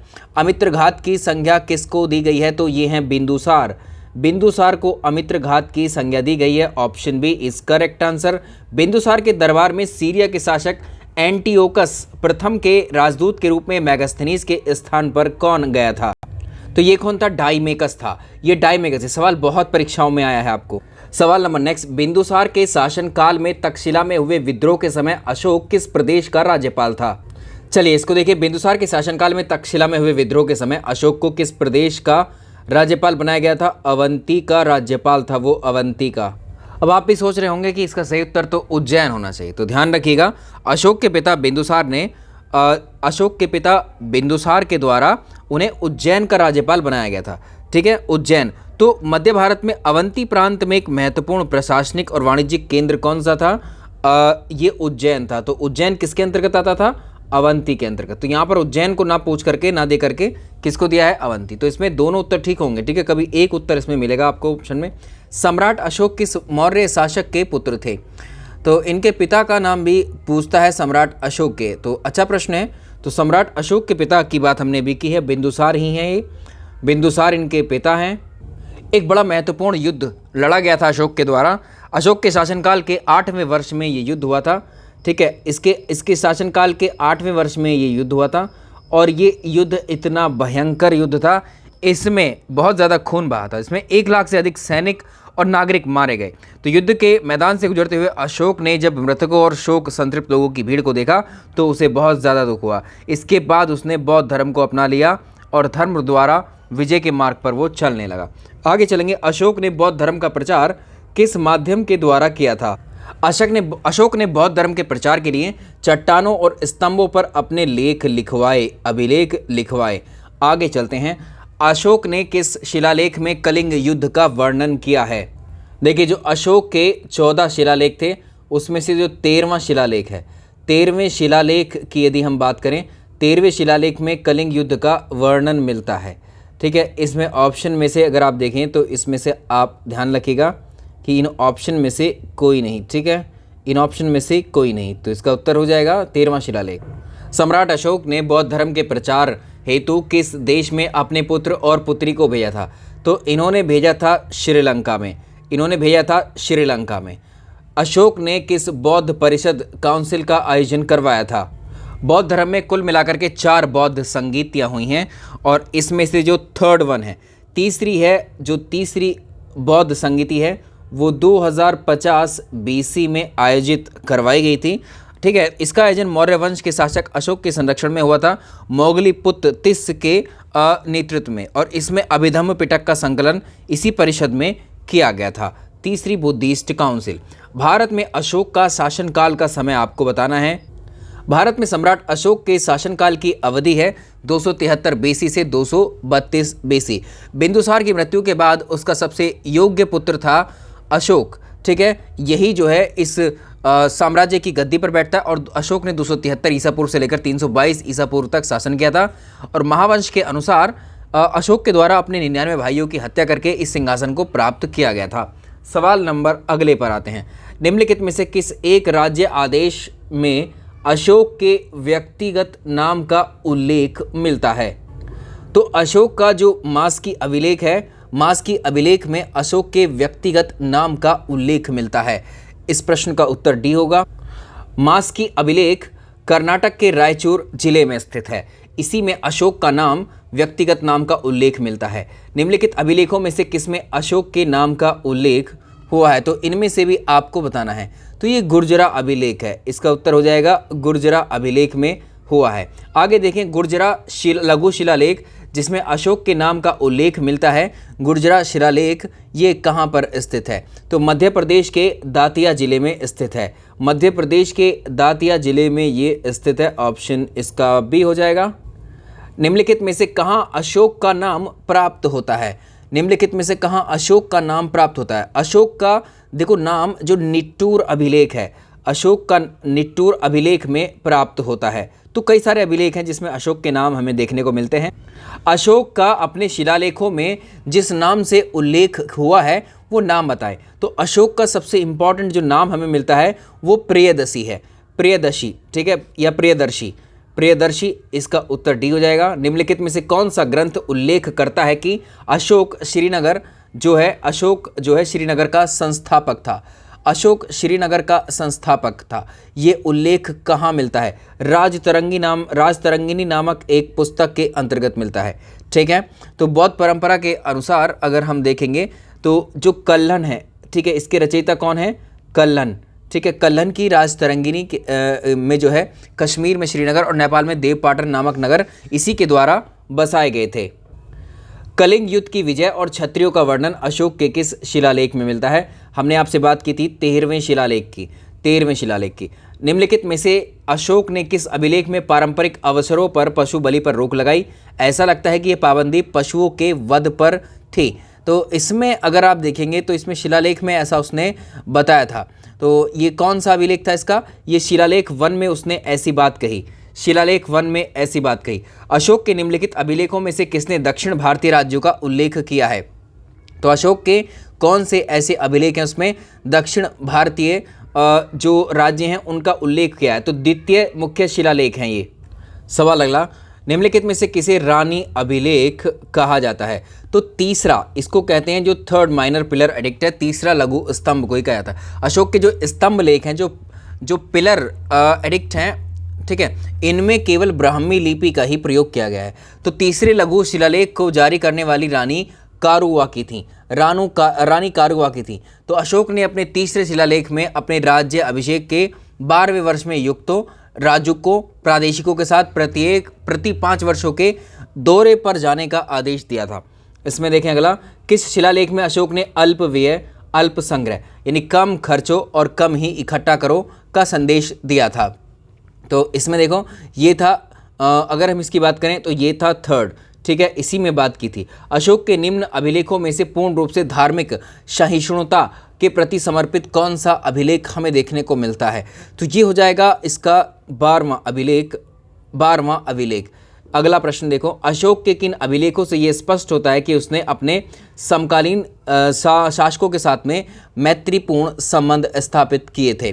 तो इसका उत्तर अगर हम बात करें तो ये 13वें शिलालेख, ठीक है, 13वें शिलालेख।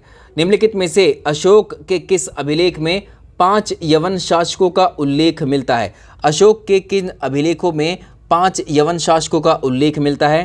13वें, ठीक है, 13वें शिलालेख में मिलता है, 13वें शिलालेख। निम्नलिखित में से किनका अशोक के अभिलेखों में उल्लेख है? किन किन का अशोक के अभिलेखों में उल्लेख किया गया है? तो चोल सतीपुत्र चेर पांडे। नेक्स्ट सवाल देखें, मकदूनिया में अशोक का समकालीन राजा कौन था? मकदूनिया में जो एंटीगोन गोंटास, ठीक है, एंटीगोन जो गोंटास था ये इसका अशोक का समकालीन राजा था। अशोक का समकालीन राजा तुर्मै कहाँ का राजा था? तो तुर्मै अगर हम देखें ये कहाँ का था? इजिप्ट का राजा था। तो ऐसे प्रश्न भी परीक्षा में पूछे गए। मौर्य साम्राज्य का अंतिम राजा कौन हुआ? मौर्य साम्राज्य का अंतिम राजा कौन हुआ? तो इसको भी आप ध्यान रखेंगे। तो ये था बृहद्रथ। अशोक के पश्चात देवनाम प्रिय की उपाधि और किसने धारण की थी? तो ये धारण करने वाला था दशरथ। ये धारण करने वाला था कौन? दशरथ। चाणक्य का अन्य नाम हमें देखने को मिलता है विष्णुगुप्त। ऐसे भी पूछा है पुस्तक में उल्लिखित अर्थशास्त्र के लेखक के नामों में कौटिल्य के अतिरिक्त अन्य क्या नाम भी मिलता है? तो विष्णुगुप्त, ठीक है, विष्णुगुप्त। कौटिल्य की पुस्तक अर्थशास्त्र किस विषय पर आधारित है? तो ये शासन कला के सिद्धांत या पॉलिटिकल सिस्टम से संबंधित है ये पुस्तक। कौटिल्य के अर्थशास्त्र में किस पहलू पर प्रकाश डाला गया है? तो इसमें ध्यान रखना ये पॉलिटिकल नीतियों के बारे में है ये पुस्तक। इसके अलावा निम्नांकित में से किसकी तुलना मैकियावेली के प्रिंस से की जाती है? मैकियावेली की तुलना कौटिल्य के अर्थशास्त्र से की जाती है। अगला सवाल, कौटिल्य का अर्थशास्त्र कितने अधिकरणों में विभाजित है? तो इसका ध्यान रखेंगे 15 अधिकरणों में ये विभाजित है। अर्थशास्त्र में सर्वप्रथम वर्णित जो सप्तांग की धारणा है उसमें कौन कौन शामिल हैं? इसके बारे में हमने अभी चर्चा की थी। सप्तांग में 7 अंग हैं। तो कौटिल्य के अर्थशास्त्र में 15 अधिकरण हैं और अर्थशास्त्र में उल्लेख छठा अधिकरण, ठीक है, 6th वाला जो अधिकरण है उसी के अंतर्गत सप्तांग में स्वामी, जिसको राजा कहा है, अमात्य, जनपद, दुर्ग, कोश, दंड और मित्र आदि शामिल किए गए हैं। तो इसका उत्तर हो जाएगा ए। तो देखो राजा, राजक्षेत्र, प्रशासन, राजकोष आदि इसमें शामिल किए गए हैं। निम्नलिखित में से राज्य के सप्तांग सिद्धांत के अनुसार राज्य का 7वां अंग कौन सा था? राज्य का 7वां अंग कौन सा था? तो राज्य का 7वां अंग मित्र था, मित्र। अर्थशास्त्र के अनुसार सीता अध्यक्ष का संबंध किससे था? अर्थशास्त्र के अनुसार सीता अध्यक्ष का संबंध कृषि से था, ठीक है, कृषि से था। इसका उत्तर सीधे सीधे कृषि हो जाएगा। आगे देखेंगे, मौर्य काल में जो भूमि कर जो लैंड टैक्स था जो कि राज्य की आय का मुख्य स्रोत था, किस अधिकारी के द्वारा ये एकत्र किया जाता था? ये सीता अध्यक्ष ही था। ठीक है, सीता अध्यक्ष ही था ये। आगे चलेंगे, अर्थशास्त्र के अनुसार सीता भूमि का क्या अभिप्राय है? तो देखो इसका अभिप्राय है जनजातियों द्वारा जोती जाने वाली भूमि को क्या बोला गया? सीता भूमि, सीता भूमि। आगे चलें, कौटिल्य के अनुसार निम्नलिखित में से कौन सा कथन असत्य है? कौटिल्य के अनुसार निम्नलिखित में से कौन सा कथन असत्य होगा? इसमें देखें, राजा सर्वशक्तिशाली है, ये तो ठीक है, राजा को सर्वशक्तिशाली सेना रखनी चाहिए, राजा को अपनी सहायता के लिए मंत्री नहीं रखने चाहिए, तो ये वाला इसमें नहीं कहा गया है। आगे देखें, चंद्रगुप्त मौर्य के शासनकाल में पाटलिपुत्र का प्रशासन एक समिति के द्वारा संचालित होता था और इस समिति में सदस्यों की संख्या आपको बतानी है, कितनी थी? 30। आगे देखें, निम्नलिखित में से कौन सा स्रोत मौर्यों के नगर प्रशासन का विस्तृत विवरण प्रस्तुत करता है? मौर्यों के प्रशासन का विस्तृत विवरण निम्नलिखित में से कौन प्रस्तुत करता है? तो ये है मेगास्थनीज का इंडिका, मेगास्थनीज का इंडिका, यहाँ पर मौर्य के बारे में आ गया। ठीक है, अगला देखेंगे, मौर्य काल में एग्रोनोमोई अधिकारी निम्नलिखित में से किस क्षेत्र से संबंधित था? तो ये था जो कंस्ट्रक्शंस ऑफ रोड, मार्ग निर्माण या सड़क निर्माण से संबंधित था। मौर्य प्रशासन में सन्निधाता किससे संबंधित था? मौर्य काल में जो सन्निधाता किससे संबंधित था? ये कोष की देखभाल करता था। ठीक है, कोष, केयर ऑफ एग्रीकल्चर या कुछ और? देखो इस टर्म को यहाँ से हटा दो, वो राजकीय कोष, ठीक है, राजकीय कोष से संबंधित था। वो खर्चे, वो यहाँ पर अगर आप देखेंगे राजकीय आय और व्यय का हिसाब रखता था वो, तो इसमें ए ऑप्शन ठीक होगा। अगला सवाल देखें, राजूक इनमें से कौन थे? राजूक इनमें से कौन थे? तो मौर्य शासन में अधिकारी, ठीक है, भूमाप के जो अधिकारी थे ये राजूक। निम्नलिखित में से कौन सा मौर्य युगीन अधिकारी तोल माप का प्रभारी था? कौन सा अधिकारी तोल माप का प्रभारी था? पोतवा अध्यक्ष, तोलमाप पोतवा अध्यक्ष था। अगला देखें, मौर्यन परिषद में निम्नलिखित में से कौन सा राजस्व इकट्ठा करने से संबंधित था? तो ये था समाहर्ता। ये प्रश्न आपसे सभी पूछे जा चुके हैं, इसलिए आपको इनको अभ्यास करना आवश्यक है। अशोक के शासनकाल में प्रतिवेदक कौन थे? अशोक के शासनकाल में प्रतिवेदक वो होते थे जो घटनाओं की सूचना प्रदान किया करते थे। अशोक के शासनकाल में कुमार कहाँ नियुक्त थे? अशोक के शासनकाल में कुमार तक्षशिला, तौसिली और उज्जैनी में ये नियुक्त किए गए थे। निम्नलिखित शिलालेखों में से कौन सा एक अशोक के राज्यारोहण के पूर्वतम भाग में स्थापित किया गया? तो यहाँ पर देखो कौन से पूर्वतम भाग में जो स्थापित किया गया था वो था धौली मुख्य शिला राज्य देश। ठीक है, इसका उत्तर हो जाएगा बी। अशोक के शिलालेखों से हमें क्या जानकारियाँ मिलती हैं? तो अशोक के शिलालेखों से हमें जानकारी मिलती है उसके साम्राज्य के विस्तार के बारे में, उसकी प्रशासनिक नीतियों के बारे में और उसकी धार्मिक विचारों के बारे में जानकारी मिलती है। मौर्य काल में निम्नलिखित में से कौन सी मुद्रा प्रचलन में थी? देखो मौर्य काल में जो मुद्रा थी वो पर्ण थी। काशार्पण किसके लिए प्रयोग किया जाता था? काशार्पण किसके लिए प्रयोग किया जाता था? वस्तुएं खरीदने के लिए इसका प्रयोग किया जाता था। वस्तुएं खरीदने के लिए इसका, देखो काशार्पण या पर्ण या धरण, ये धरण, ये सब चांदी के बने होते थे। मौर्यकालीन सिक्के निम्न में से किस प्रकार के हुआ करते थे? तो देखो ये हुआ करते थे पंचमार्क सिक्के। मौर्यकालीन जो सिक्के थे वो पंचमार्क सिक्के थे। ठीक है, आगे चलें। मौर्य के शासनकाल में सिक्के ढालने के लिए निम्नलिखित में से किन पदार्थों का उपयोग किया गया? सिल्वर और ताम्र, silver and copper, silver and copper. आगे देखें, मौर्य शासन व्यवस्था में रूपदर्शक नामक अधिकारी जो था उसके बारे में पूछ रहा है। तो ये रूपदर्शक अधिकारी की अगर हम बात करें, ये सिक्कों का परीक्षक हुआ करता था। Examiner of coins, examiner of coins ये हुआ करता था। सवाल नंबर नेक्स्ट, मेगास्थनीज ने भारतीय समाज को कितने समूहों में विभाजित किया था? इस प्रश्न को एक बार हम डिस्कस कर भी चुके हैं। 7 में विभाजित किया था। ठीक है, 7 में विभाजित किया था। कौन कौन से हैं? दार्शनिक, कृषक, योद्धा, पशुपालक, कारीगर, निरीक्षक एंड मंत्री, ये 7 थे। ठीक है, तो मेगास्थनीज के अनुसार भारतीय समाज में दास प्रथा का प्रचलन नहीं था। आगे चलें, मौर्य समाज का 7 वर्गों में विभाजन विशेष रूप से उल्लेख कहाँ पर किया गया है? इसका उल्लेख जो हमें देखने को मिलता है मेगास्थनीज की पुस्तक इंडिका में मिलता है। आगे देखेंगे, निम्नलिखित में से किस स्रोत में उल्लिखित नहीं है कि प्राचीन भारत में दास्ता नहीं थी? तो मेगास्थनीज की इंडिका ही इसका रेफरेंस होगा। सवाल नंबर अगला, निम्नलिखित में से कौन से अभिलेखों में अकाल से निपटने के उपायों का उल्लेख हमें नजर आता है और ये कौन कौन से अभिलेख होंगे? तो देखिए ये प्रश्न खूब आया है परीक्षा में। तो इसमें अगर आप देखें सोहरागोरा, ठीक है, इसमें कौन सा है? सोहगौरा ताम्रपत्र अभिलेख। इसके अलावा जो हमारा महास्थान अभिलेख है, इन दोनों में ही इसकी चर्चा मिलती है। तो ये इसका उत्तर हो जाएगा बी। तो जो सोहगौरा ताम्रपत्र अभिलेख है, इसका ध्यान रखेंगे, ये उत्तर प्रदेश के गोरखपुर में है, उत्तर प्रदेश के गोरखपुर में है ये। इसके अलावा महास्थान अभिलेख ये बांग्लादेश में है। नेक्स्ट देखें, निम्नलिखित प्राचीन भारतीय अभिलेखों में से कौन से एक में खाद्यान्न को देश में संकट काल में उपयोग हेतु सुरक्षित रखने के बारे में प्राचीनतम शाही आदेश एक प्रकार का है? तो ये है, देखो, सोहगौरा ताम्रपत्र। सोहगौरा ताम्रपत्र। अदेव मात्रिक भूमि क्या थी? अदेव मात्रिक भूमि क्या थी? वो भूमि जिसमें बिना वर्षा के अच्छी खेती हो सके, वही भूमि। तो कौटिल्य ने, अगर आप देखेंगे, एक अच्छे जनपद की विशेषताओं में उल्लेख करते हुए कहा है कि भूमि कृषि योग्य होनी चाहिए, वह अदेव मात्रिक हो, अर्थात ऐसी भूमि उसमें बिना वर्षा के भी अच्छी खेती हो सके। क्लियर हुआ?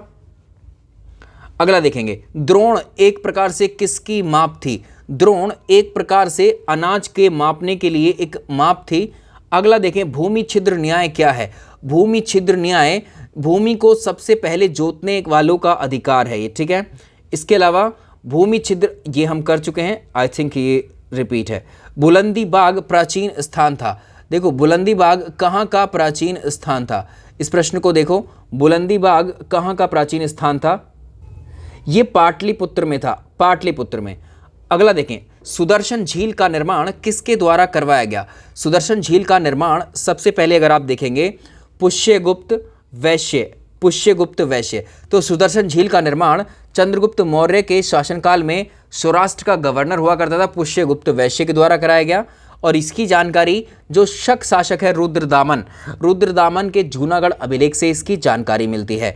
और अशोक के शासनकाल में इसी झील का पुनर्निर्माण करवाया गया। उस समय वहां का राज्य तुषाप था। इसके अतिरिक्त इस झील में कई बांधों के निर्माण की जानकारी भी मिलती है, इसके जो कि इसमें स्कंदगुप्त भी संबंधित है। जल की आवश्यकता को ध्यान में रखते हुए जिस प्रथम शासक ने गिरनार क्षेत्र में एक झील का निर्माण करवाया था, उसका नाम बताइए। चंद्रगुप्त मौर्य, चंद्रगुप्त मौर्य था। चंद्रगुप्त मौर्य के समय सौराष्ट्र का राज्यपाल कौन था? प्रश्न आ चुका है, वैश्य पुष्यगुप्त। इंपॉर्टेंट है, बहुत इंपॉर्टेंट है। निम्नलिखित में से किस अभिलेख में चंद्रगुप्त और अशोक दोनों का उल्लेख मिलता है? तो ये कौन सा है? बहुत ही इंपॉर्टेंट प्रश्न है ये। महाक्षत्रप रुद्रदामन का जूनागढ़ अभिलेख, ठीक है, जूनागढ़ का जो अभिलेख है इसी में इसकी जानकारी मिलती है। निम्नलिखित में से किस अभिलेख से ये प्रमाणित होता है कि मौर्यों ने जल संसाधन विकास पर पर्याप्त ध्यान दिया था? तो इस प्रश्न को देखिए, ये प्रश्न देखें, निम्नलिखित में से किस अभिलेख से प्रमाणित होता है कि मौर्यों ने जल संसाधन विकास पर पर्याप्त ध्यान दिया था? तो ये रुद्रदामन का जो गिरनार अभिलेख है इससे पता चलता है, रुद्रदामन का गिरनार अभिलेख। मौर्य काल में टैक्स को छुपाने या फिर टैक्स को चोरी करने के लिए इनमें से क्या दंड दिया जाता था? तो इसमें देखो, इसमें अच्छा प्रश्न है ये। तो चोरी करने के लिए, टैक्स को छुपाने के लिए इसमें मृत्युदंड का प्रावधान भी किया गया था। बड़ा इंपॉर्टेंट सवाल है। सार्थवाह किसे कहते हैं? सार्थवाह निम्नलिखित में से किसको कहा जाता है? तो व्यापारी के काफिले को सार्थवाह कहते थे। निम्न में से मौर्यकाल का मुख्यतः भूमि कर निम्न में से कौन सा था? तो इसमें था, देखिए, भाग इसका मुख्य भूमि कर था। आगे चलेंगे, निम्न में से किस अभिलेख में अशोक ने करों में कुछ रियायतों की घोषणा भी की थी? तो ये कौन से अभिलेख हैं? तो अशोक ने जो टैक्स की, जो लुम्बिनी स्तंभ लेख है यहाँ पर, ठीक है, लुम्बिनी स्तंभ लेख में ऐसा कहा था।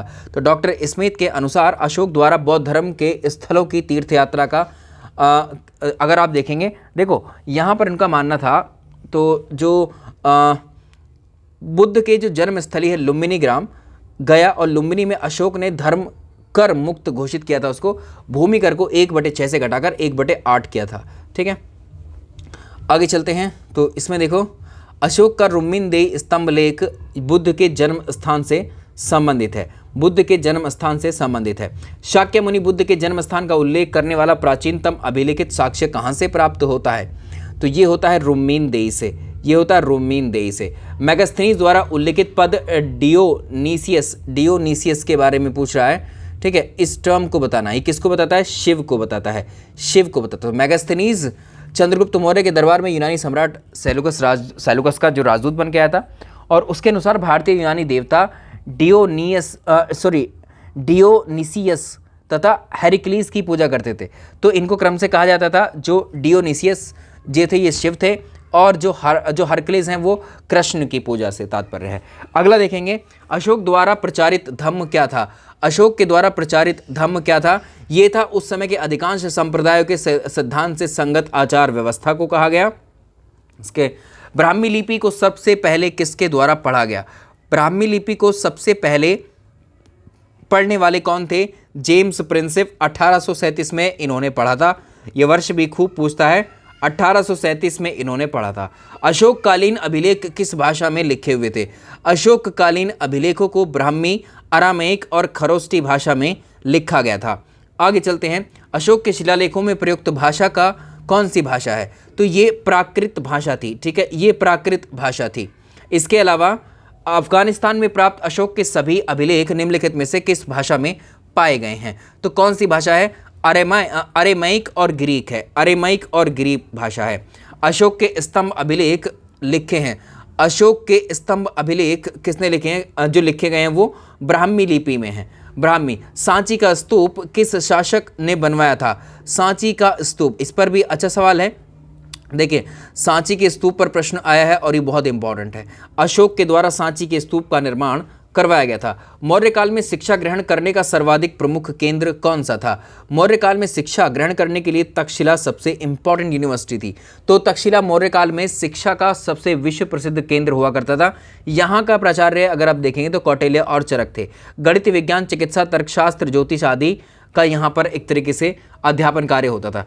मौर्य काल में तक्षशिला के प्रसिद्ध शिक्षा केंद्र के द्वार किन वर्णों के लिए खुले हुए थे? बहुत बढ़िया सवाल है। तो देखो, ये ब्राह्मण, क्षत्रिय और वैश्यों के लिए खुले हुए थे। तो यहाँ पर शूद्र का उल्लेख इसमें नहीं मिलता है। कालिदास द्वारा लिखित मालविका अग्निमित्र का नायक अग्निमित्र किस राजवंश से संबंधित था? तो मौर्य उत्तरकालीन में हम लोग आ गए हैं एक तरीके से। तो ये था शुंग वंश से, शुंग डायनेस्टी से संबंधित था। महाभाष्य के लेखक कौन है? महाभाष्य के लेखक पतंजलि हैं, ठीक है। तो देखो, महाभाष्य के लेखक पतंजलि किसके समय सामयिक थे? किसके कंटेम्प्रेरी थे? पुष्यमित्र शुंग के कंटेम्प्रेरी थे। पतंजलि के महाभाष्य के बारे में निम्नलिखित कथनों पर विचार कीजिए, और आपने विचार करना शुरू कर दिया। इसमें देखेंगे, देखो, पतंजलि के महाभाष्य के बारे में निम्नलिखित कथनों पर विचार करें, तो इसमें आपको सही वाला बताना है। इसमें कौटिल्य का उल्लेख है? नहीं, यह व्याकरण का ग्रंथ है, और इसमें ऐतिहासिक व्यक्तियों का संदर्भ केवल प्रसंगवश दिया है। इसमें उत्तर 2 रहेगा।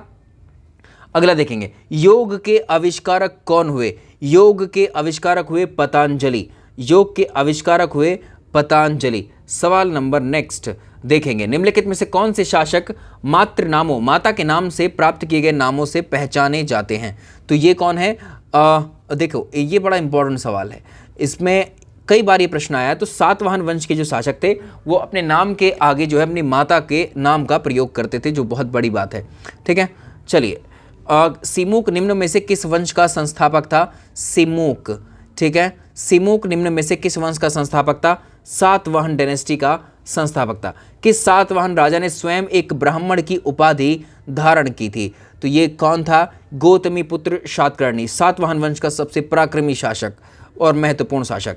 अगला देखेंगे, निम्नलिखित में से कौन सा शासक वर्ण व्यवस्था का रक्षक कहा जाता है? तो ये था गौतमी पुत्र शातकर्णी, गौतमी पुत्र शातकर्णी को ही कहा जाता है। निम्नलिखित राजवंशों में से किसने शीशे के सिक्के चलाए थे? किसने शीशे के सिक्के चलाए थे? तो ये थे सातवाहन शासकों के द्वारा 7 से 7 सिक्के, ठीक है। ऐसे आप जो है राइमिंग करके इसको कर सकते हैं। सातवाहनों ने किन धातुओं में अपने सिक्के ढाले थे? तो सातवाहनों के द्वारा अपने सिक्के, शीशे के भी सिक्के थे उनके, तांबे के भी थे, चांदी के भी थे, पोटीन के भी थे। उत्तर ए हो जाएगा। प्राचीन भारतीय ग्रंथों में यवन प्रिय शब्द किसके लिए प्रयुक्त हुआ है? यवन प्रिय शब्द को किसके लिए प्रयुक्त किया गया है? तो ये काली मिर्च के लिए शब्द का प्रयोग किया गया, यवन प्रिय। ईसा पूर्व की प्रथम शताब्दी में भारत का जो पश्चिमी देशों के साथ व्यापार काफ़ी ज़्यादा था, ठीक है। तो यहाँ पर पश्चिम के लोगों को भारतीय जो गोल मिर्च है बहुत ज़्यादा प्रिय हुआ करती थी। तो संस्कृत में गोल मिर्च का नाम यवन प्रिय पड़ गया। आगे देखेंगे, नंदों का उल्लेख करने वाला प्राचीनतम अभिलेखीय प्रमाण कौन सा है? सवाल नंबर अगले पर आते हैं। देखिए, खारवेल का हाथी गुम्फा अभिलेख।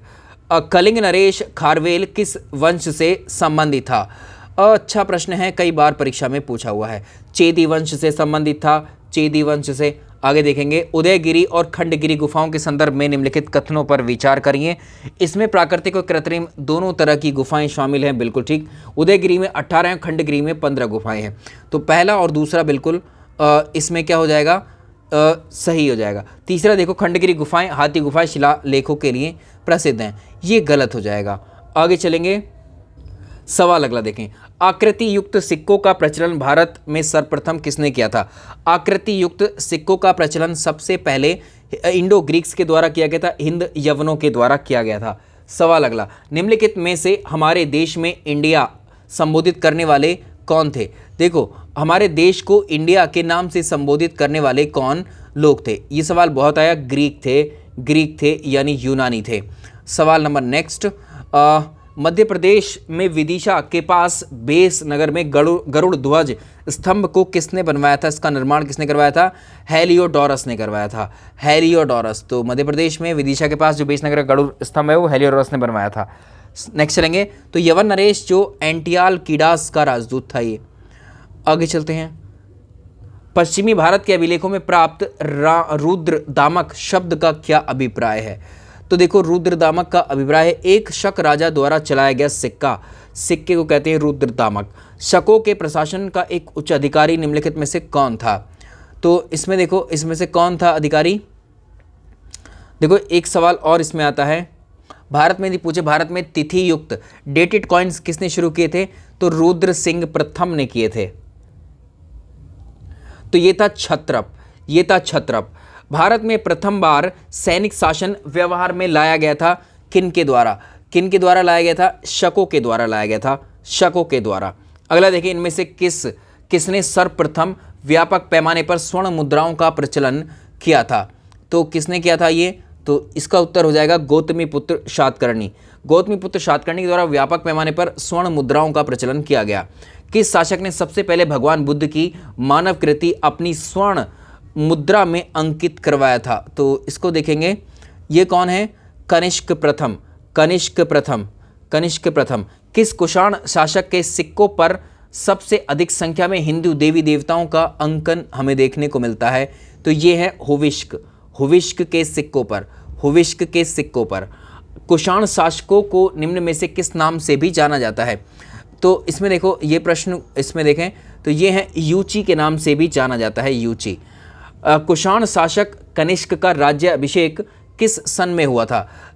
इसका अभिषेक आप बता सकते हैं, ये 78 AD में इसका राज्य अभिषेक किया गया था कनिष्क का। भारतीयों के लिए सिल्क रूट किसने शुरू किया था? भारतीयों के लिए सिल्क रूट की शुरुआत कनिष्क के द्वारा की गई थी, कनिष्क के द्वारा। महान विद्वान अश्वघोष किस शासक के समकालीन हुए? देखिए, ये प्रश्न भी बहुत बेहतरीन है, कई बार ये प्रश्न आ चुका है। ठीक है, इस सवाल को देखें। सवाल नंबर नेक्स्ट, महान विद्वान अश्वघोष किसके समकालीन थे? तो महान विद्वान अश्वघोष कनिष्क के समकालीन थे। ठीक है, कनिष्क के राज कवि हुआ करते थे। तो इनकी दो रचनाएं थी, एक तो बुद्ध चरित्र और दूसरी थी सौरानंद और एक थी सारिपुत्र प्रकरण। अगला देखें, निम्नलिखित में से कौन सा एक कनिष्क के दरबार से संबंधित नहीं था? कनिष्क के दरबार से कौन सा एक संबंध नहीं रखता था? पतंजलि। तो चरक, अश्वघोष, नागार्जुन इनके दरबार में ही रहते थे। शक संवत कब प्रारंभ होता है? शक संवत इसके 78 AD से ही प्रारंभ होता है। आगे चलेंगे, इनमें से किस शासक ने चतुर्थ बौद्ध संगीति कश्मीर में आयोजित करवाई थी? कनिष्क के द्वारा इसका आयोजन करवाया गया था, कनिष्क के द्वारा इसका आयोजन करवाया गया था। सवाल नंबर नेक्स्ट, संगम साहित्य पर आधारित प्रश्न है। संगम साहित्य में कावेरीपत्तनम का संबंध किससे है? तो ये है चोलों से। ठीक है, चोलों से संबंधित है। तो संगम साहित्य में कावेरीपत्तनम पुहार का संबंध चोलों से है। चोल वंश की राजधानी प्रारंभ में उत्तरी मन्नूर और उरेयूर थी, बाद में इसको स्थानांतरित किया गया, उसका नाम फिर कावेरीपत्तनम के नाम से जाना गया। सवाल नेक्स्ट, निम्नलिखित राजवंशों में किसका उल्लेख संगम साहित्य में नहीं हुआ है? तो किसका उल्लेख संगम साहित्य में नहीं होता? कदंब का। बाकी चोल, चेर, पांडे ये संगम साहित्य में उसके उल्लेख मिल जाएंगे आपको। सवाल नंबर नेक्स्ट, संगम युग कौन सा राज्य नहीं था? संगम संगम में जो है कौन सा राज्य नहीं था? चोल, चेर, पांडे तीनों थे और इनके अलावा नहीं। देखिए, पादी रुपत्तु किन राजाओं की स्तुति परक कविताओं का संग्रह है? अच्छा प्रश्न है। देखिए, ये है चेर राजाओं की, ठीक है, चेर राजाओं की। आगे देखेंगे, पांड्य केंद्रित थे। पांड्य लगभग कहाँ पर केंद्रित थे? मदुरै में, ठीक है। प्राचीन समकालीन अगर हम बात करेंगे, ये मदुरै में थे। आगे चलेंगे, किसके संरक्षण में संगम साहित्य की रचना की गई थी? देखिए, किसके संरक्षण में संगम साहित्य की रचना की गई थी? ये थे पांड्य, ठीक है। किसके संरक्षण में? तो इसका उत्तर हो जाएगा पांड्य शासक के संरक्षण में 3 संगम साहित्यों का आयोजन किया गया था। तीनों याद रखिएगा। पहले के अध्यक्ष थे अगस्त ऋषि, कहाँ पर हुई थी? मदुरै में। दूसरी थे तोलिका पियर और ये कपाटपुरम में, ठीक है। और तीसरी के अध्यक्ष थे नक्कीरर, ये पांड्य शासक थे उत्तरी मदुरै में। आगे चलते हैं, निम्नलिखित में से कौन तमिल व्याकरण ग्रंथ है? तमिल व्याकरण ग्रंथ इनमें से कौन सा है? तोल्कापियम। संगम तमिलों का प्राचीनतम उपलब्ध ग्रंथ कौन सा है? संगम तमिलों का प्राचीनतम उपलब्ध ग्रंथ कौन सा है? ये भी कौन सा? तोल्कापियम। आगे देखेंगे, निम्नलिखित तमिल ग्रंथों में किसे लघुवेद की संज्ञा दी गई है? तो लघुवेद की संज्ञा कुरल को दी गई है। तमिल भाषा में रचित कुरल को लघुवेद की संज्ञा दी गई। इसके रचयिता कौन है? संत तिरुवल्लुर। इसका उत्तर मतलब इसके लेखक हो जाएंगे। शिल्पाधिकारम का लेखक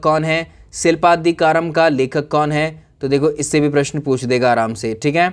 शिल्पाधिकारम का जो लेखक कौन है? ये हैं इलंगो इसके लेखक हैं। संगम साहित्य का महत्वपूर्ण महाकाव्य है ये। आगे देखेंगे, संगम काल में तमिल भाषा में महाभारत लिखने वाला कौन था? तो देखो, ये कौन थे? ये थे विल्लीपुत्र अल्वार। प्राचीन भारत में संगम का मतलब क्या था? प्राचीन भारत में संगम का क्या अर्थ या क्या मतलब था? तो ये तमिल कवियों का संघ या मंडल था। संगम की तिथि क्या निर्धारित की गई थी? तो देखो, इसमें से तो अगर आप देखेंगे, संगम की तिथि अगर आप देखेंगे तो 100 से लेकर के 250 ईस्वी। तो यहाँ तो कोई भी ऑप्शन हमें नज़र नहीं आ रहा है, तो इसमें डी हो जाएगा। माफ़ कीजिएगा। भारत के संदर्भ में मानसून की खोज किसके द्वारा की गई थी? तो मानसून की खोज की गई थी हिप्पोलस के द्वारा, ठीक है, हिप्पोलस के द्वारा। आगे चलते हैं, सवाल नंबर अगला देखें। चालुक्यों की राजधानी कहाँ पर थी? चालुक्यों की राजधानी वातापी में थी, ठीक है। चालुक्यों की राजधानी वातापी में थी। आगे चलते हैं, कवि कालिदास के नाम का उल्लेख इनमें से किस में हुआ है? तो इनका उल्लेख हुआ है ऐहोल उत्कीर्ण लेख में इनका उल्लेख हुआ है। निम्न में से किस राजवंश का दावा था कि उनके पूर्वज अयोध्या में राज्य करते थे? अच्छा प्रश्न है, तो सीधे फैक्चुअल क्वेश्चंस हैं, ठीक है। तो इसमें देखो, कल्याणी के उत्तर चालुक्य ऐसा मानते थे। निम्न में से किस चीनी यात्री ने चालुक्यों के शासनकाल में चीन और भारत के संबंधों का विवरण दिया, ठीक है। तो इसमें इसको देखिए, तो ये था मातवालिन। निम्नलिखित में से किस वंश द्वारा प्रायः महिलाओं को प्रशासन में उच्च पद प्रदान किए जाते थे? महिलाओं में उच्च पद प्रदान किए जाते थे चालुक्यों में। इसके अलावा नेक्स्ट सवाल को देखें, सार्वभौम गुप्त वंश के बाद किस वंश ने गरुड़ को अपना राज्य चिन्ह के रूप में बनाया था या घोषित किया था? राष्ट्रकूटों ने किया था, राष्ट्रकूट। चोलों की राजधानी निम्नलिखित में से क्या थी? तो इनकी राजधानी जरूर पूछता है, ठीक है, जितने भी हमने डिस्कस किए हैं। चोलों की राजधानी इनमें से तंजौर थी। वह दक्षिण भारतीय राज्य जो अपनी नौसैनिक शक्ति या नेवल पावर्स के लिए प्रसिद्ध था, तो वो कौन सा था? नेवल पावर्स के लिए प्रसिद्ध कौन सा था? देखो, दक्षिण भारतीय राज्य, ये बहुत आया सवाल, तो ये चोल थे, ठीक है, चोल। किस चोल राजा ने जल सेना प्रारंभ की थी? किस चोल राजा ने जल सेना को प्रारंभ किया था? राजराज प्रथम। चोल साम्राज्य को अंततः किसके द्वारा समाप्त कर दिया गया? तो चोल साम्राज्य को अंततः किसके द्वारा समाप्त कर दिया गया? ये था मलिक काफूर। ठीक है, मलिक काफूर ने समाप्त किया चोल साम्राज्य को। अंततः अलाउद्दीन का सेनापति था मलिक काफूर ने समाप्त किया, जब दक्षिण विजय अभियान के लिए उसको भेजा गया था। ठीक है, इस बात का उल्लेख अमीर खुसरो ने अपनी रचना खजाइने उल फुतूह में की है। आगे देखेंगे कि चोल शासक के शासनकाल में प्रथम व्यापारिक प्रतिनिधिमंडल को चीन भेजा गया था। अच्छा सवाल है, प्रश्न आ सकता है। तो देखिए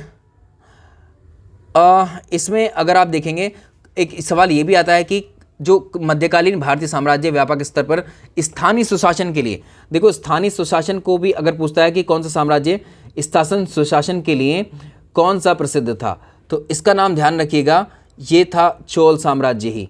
ठीक है, चोल साम्राज्य ही इसके लिए प्रसिद्ध थे। किस चोल शासक ने शासनकाल में प्रथम व्यापारिक प्रतिनिधि मंडल को बाहर भेजा था? तो ये प्रतिनिधि मंडल बाहर भेजने वाला जो कौन था, वो राजराज था। ठीक है, ये राजराज। सवाल नेक्स्ट, निम्नलिखित में से कौन सा एक चोल राजाओं द्वारा बनाया गया मंदिर था? निम्नलिखित में से कौन सा चोल राजाओं के द्वारा बनाया गया एक मंदिर था? तो बृहदेश्वर टेम्पल तंजावुर में है। ठीक है, इसी को अगला देखें, प्राचीन भारत में किस वंश का शासनकाल स्वर्ण युग कहा जाता है? अच्छा प्रश्न है, प्रश्न खूब आता है परीक्षा में।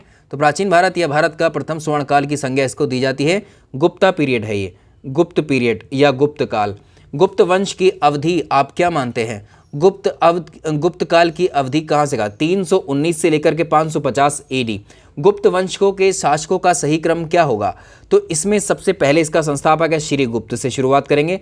श्रीगुप्त, घटोत्कच, उसके बाद चंद्रगुप्त, उसके बाद समुद्रगुप्त। आगे चलते हैं, निम्नलिखित में से किस गुप्त शासक ने सबसे पहले सिक्के यानी कॉइन्स को जारी किया था? सबसे पहले सिक्के जो जारी किए गए थे, ये सवाल खूब आया है परीक्षा में, चंद्रगुप्त प्रथम ने किए थे। चंद्रगुप्त मौर्य अलग थे, चंद्रगुप्त प्रथम अलग हैं। सवाल नंबर अगले पर आते हैं, निम्नलिखित में से किसे भारत का नेपोलियन कहा जाता है? किसे भारत का नेपोलियन कहा जाता है? समुद्रगुप्त को कहा जाता है। समुद्रगुप्त की सैनिक उपलब्धियों का वर्णन किन अभिलेखों में उपलब्ध मिलता है? तो ये उसके देखो ये प्रयाग वाला, ठीक है, प्रयाग, समुद्रगुप्त की सैनिक उपलब्धियों का वर्णन उसके प्रयाग अभिलेख में, प्रयाग प्रशस्ति में किया गया है। समुद्रगुप्त के प्रयाग प्रशस्ति वाले स्तंभ पर निम्नलिखित में से किसका उल्लेख मिलता है? ये सवाल भी काफ़ी बार आया है। तो जहांगीर का उल्लेख मिलता है, जहांगीर का उल्लेख मिलता है। सवाल नंबर नेक्स्ट, ये वाला जो अभिलेख है ये बड़ा इंपॉर्टेंट है। ठीक है, तो इसको इलाहाबाद स्तंभ लेख भी कहा जाता है। ठीक है, और आगे चलते हैं, समुद्रगुप्त के प्रयाग प्रशस्ति में कौशल के शासक का क्या नाम था? तो कौशल के शासक का नाम आपको बताना है, इसमें क्या था? प्रयाग प्रशस्ति में जो कौशल के शासक का नाम इसमें क्या बताया गया? तो देखिए ये था महेंद्र। ठीक है, ये था महेंद्र। आगे चलते हैं, निम्नलिखित में से कौन सा सबसे प्राचीन वाद्य यंत्र है? निम्नलिखित में से कौन सा सबसे प्राचीन वाद्य यंत्र है? ये है वीणा, ये है वीणा। समुद्रगुप्त को वीणा वादन करते हुए उसके सिक्कों पर भी मेंशन किया गया है। पृथ्विया प्रथम वीर जो है, ठीक है, इस पर देखेंगे तो ये क्वेश्चन आपका जो है थोड़ा सा रॉन्ग है, ये उपाधि किसने ली थी? ठीक है, आगे देखेंगे, शक विजेता किसे कहते हैं? देखो शक विजेता चंद्रगुप्त द्वितीय को कहते हैं, चंद्रगुप्त द्वितीय को कहा जाता है। निम्नलिखित में से किस गुप्त राजा का एक अन्य नाम देवगुप्त मिलता है? देवगुप्त किसका नाम मिलता है? चंद्रगुप्त सेकंड का, चंद्रगुप्त सेकंड का नाम मिलता है। प्रसिद्ध चीनी यात्री फाहियान ने किसके शासनकाल में भारत की यात्रा की थी? बड़ा इंपॉर्टेंट प्रश्न है ये। तो देखो इसमें से अगर देखें एक सेकेंड, तो देखो प्रसिद्ध चीनी यात्री फाहियान ने किसके काल में ये की थी? चंद्रगुप्त सेकंड के शासनकाल में वो आया था। चांदी के सिक्के जारी करने वाला प्रमुख गुप्त शासक कौन हुआ? तो ये हुआ आपका चंद्रगुप्त द्वितीय, चंद्रगुप्त द्वितीय। इसके अलावा चंद्रगुप्त के 9 रत्नों में से निम्नलिखित में से फलित ज्योतिष जो है किससे संबंधित थे? ये छपणक। ठीक है, छपणक। आगे चलेंगे, निम्नलिखित में से किस गुप्त शासक ने होड़ों पर विजय प्राप्त की थी? किस गुप्त शासक ने होड़ों पर विजय प्राप्त की थी? स्कंदगुप्त ने प्राप्त की थी, स्कंदगुप्त ने। यहाँ इसके समय में बहुत ज़्यादा होड़ों के अटैक्स हो रहे थे, तो होड़ों को पराजित कर दिया गया था इसके द्वारा। किस अभिलेख से ज्ञात होता है कि स्कंदगुप्त ने होड़ों को पराजित किया था? तो ये था भीतरी स्तंभ लेख, भीतरी स्तंभ लेख से ये पता लगता है। सवाल नंबर नेक्स्ट, गुप्त साम्राज्य के पतन के विभिन्न कारण थे, निम्नलिखित में से कौन सा कारण इनमें से एक नहीं था? कौन सा कारण इनमें से एक नहीं था? तो इसमें अगर आप देखेंगे अरब इन्वेजन इनमें से कारण नहीं था, वैसे हूणों के अटैक हो रहे थे, प्रशासन का सामंती ढांचा तैयार हो रहा था, उत्तरवर्ती गुप्तों का बौद्ध धर्म स्वीकार किया जाना। गुप्त काल में भूमि कर संग्रह से संबंधित कौन सा अधिकारी हुआ करता था? तो ये अधिकारी कौन था? तो ये था ध्रुवाधिकरण। ध्रुवाधिकरण ध्रुवाधिकरण गुप्त काल के दौरान भूमि के रिकॉर्ड की सुरक्षित देखभाल करने के लिए कौन सा अधिकारी जिम्मेदार था? ये था कर्णिक। कर्णिक इंपॉर्टेंट है सारे के सारे पॉइंट, सारे क्वेश्चंस। गुप्तकालीन भारत में महत्तर और पट्टिकिल पदनाम किसके लिए प्रयुक्त होते थे? तो ये होते थे ग्राम मुखिया के लिए। अच्छा क्वेश्चन है, ठीक है, ग्राम मुखिया के लिए इनका जो है नाम यूज किया जाता था। आगे चलेंगे, सवाल नंबर अगला देखिए, क्वेश्चन नंबर नेक्स्ट है, भाग और बलि क्या थे? तो भाग और बलि एक प्रकार से ये क्या थे? राजस्व, एक तरीके से टैक्स थे, ये सोर्स ऑफ रेवेन्यू थे, ठीक है।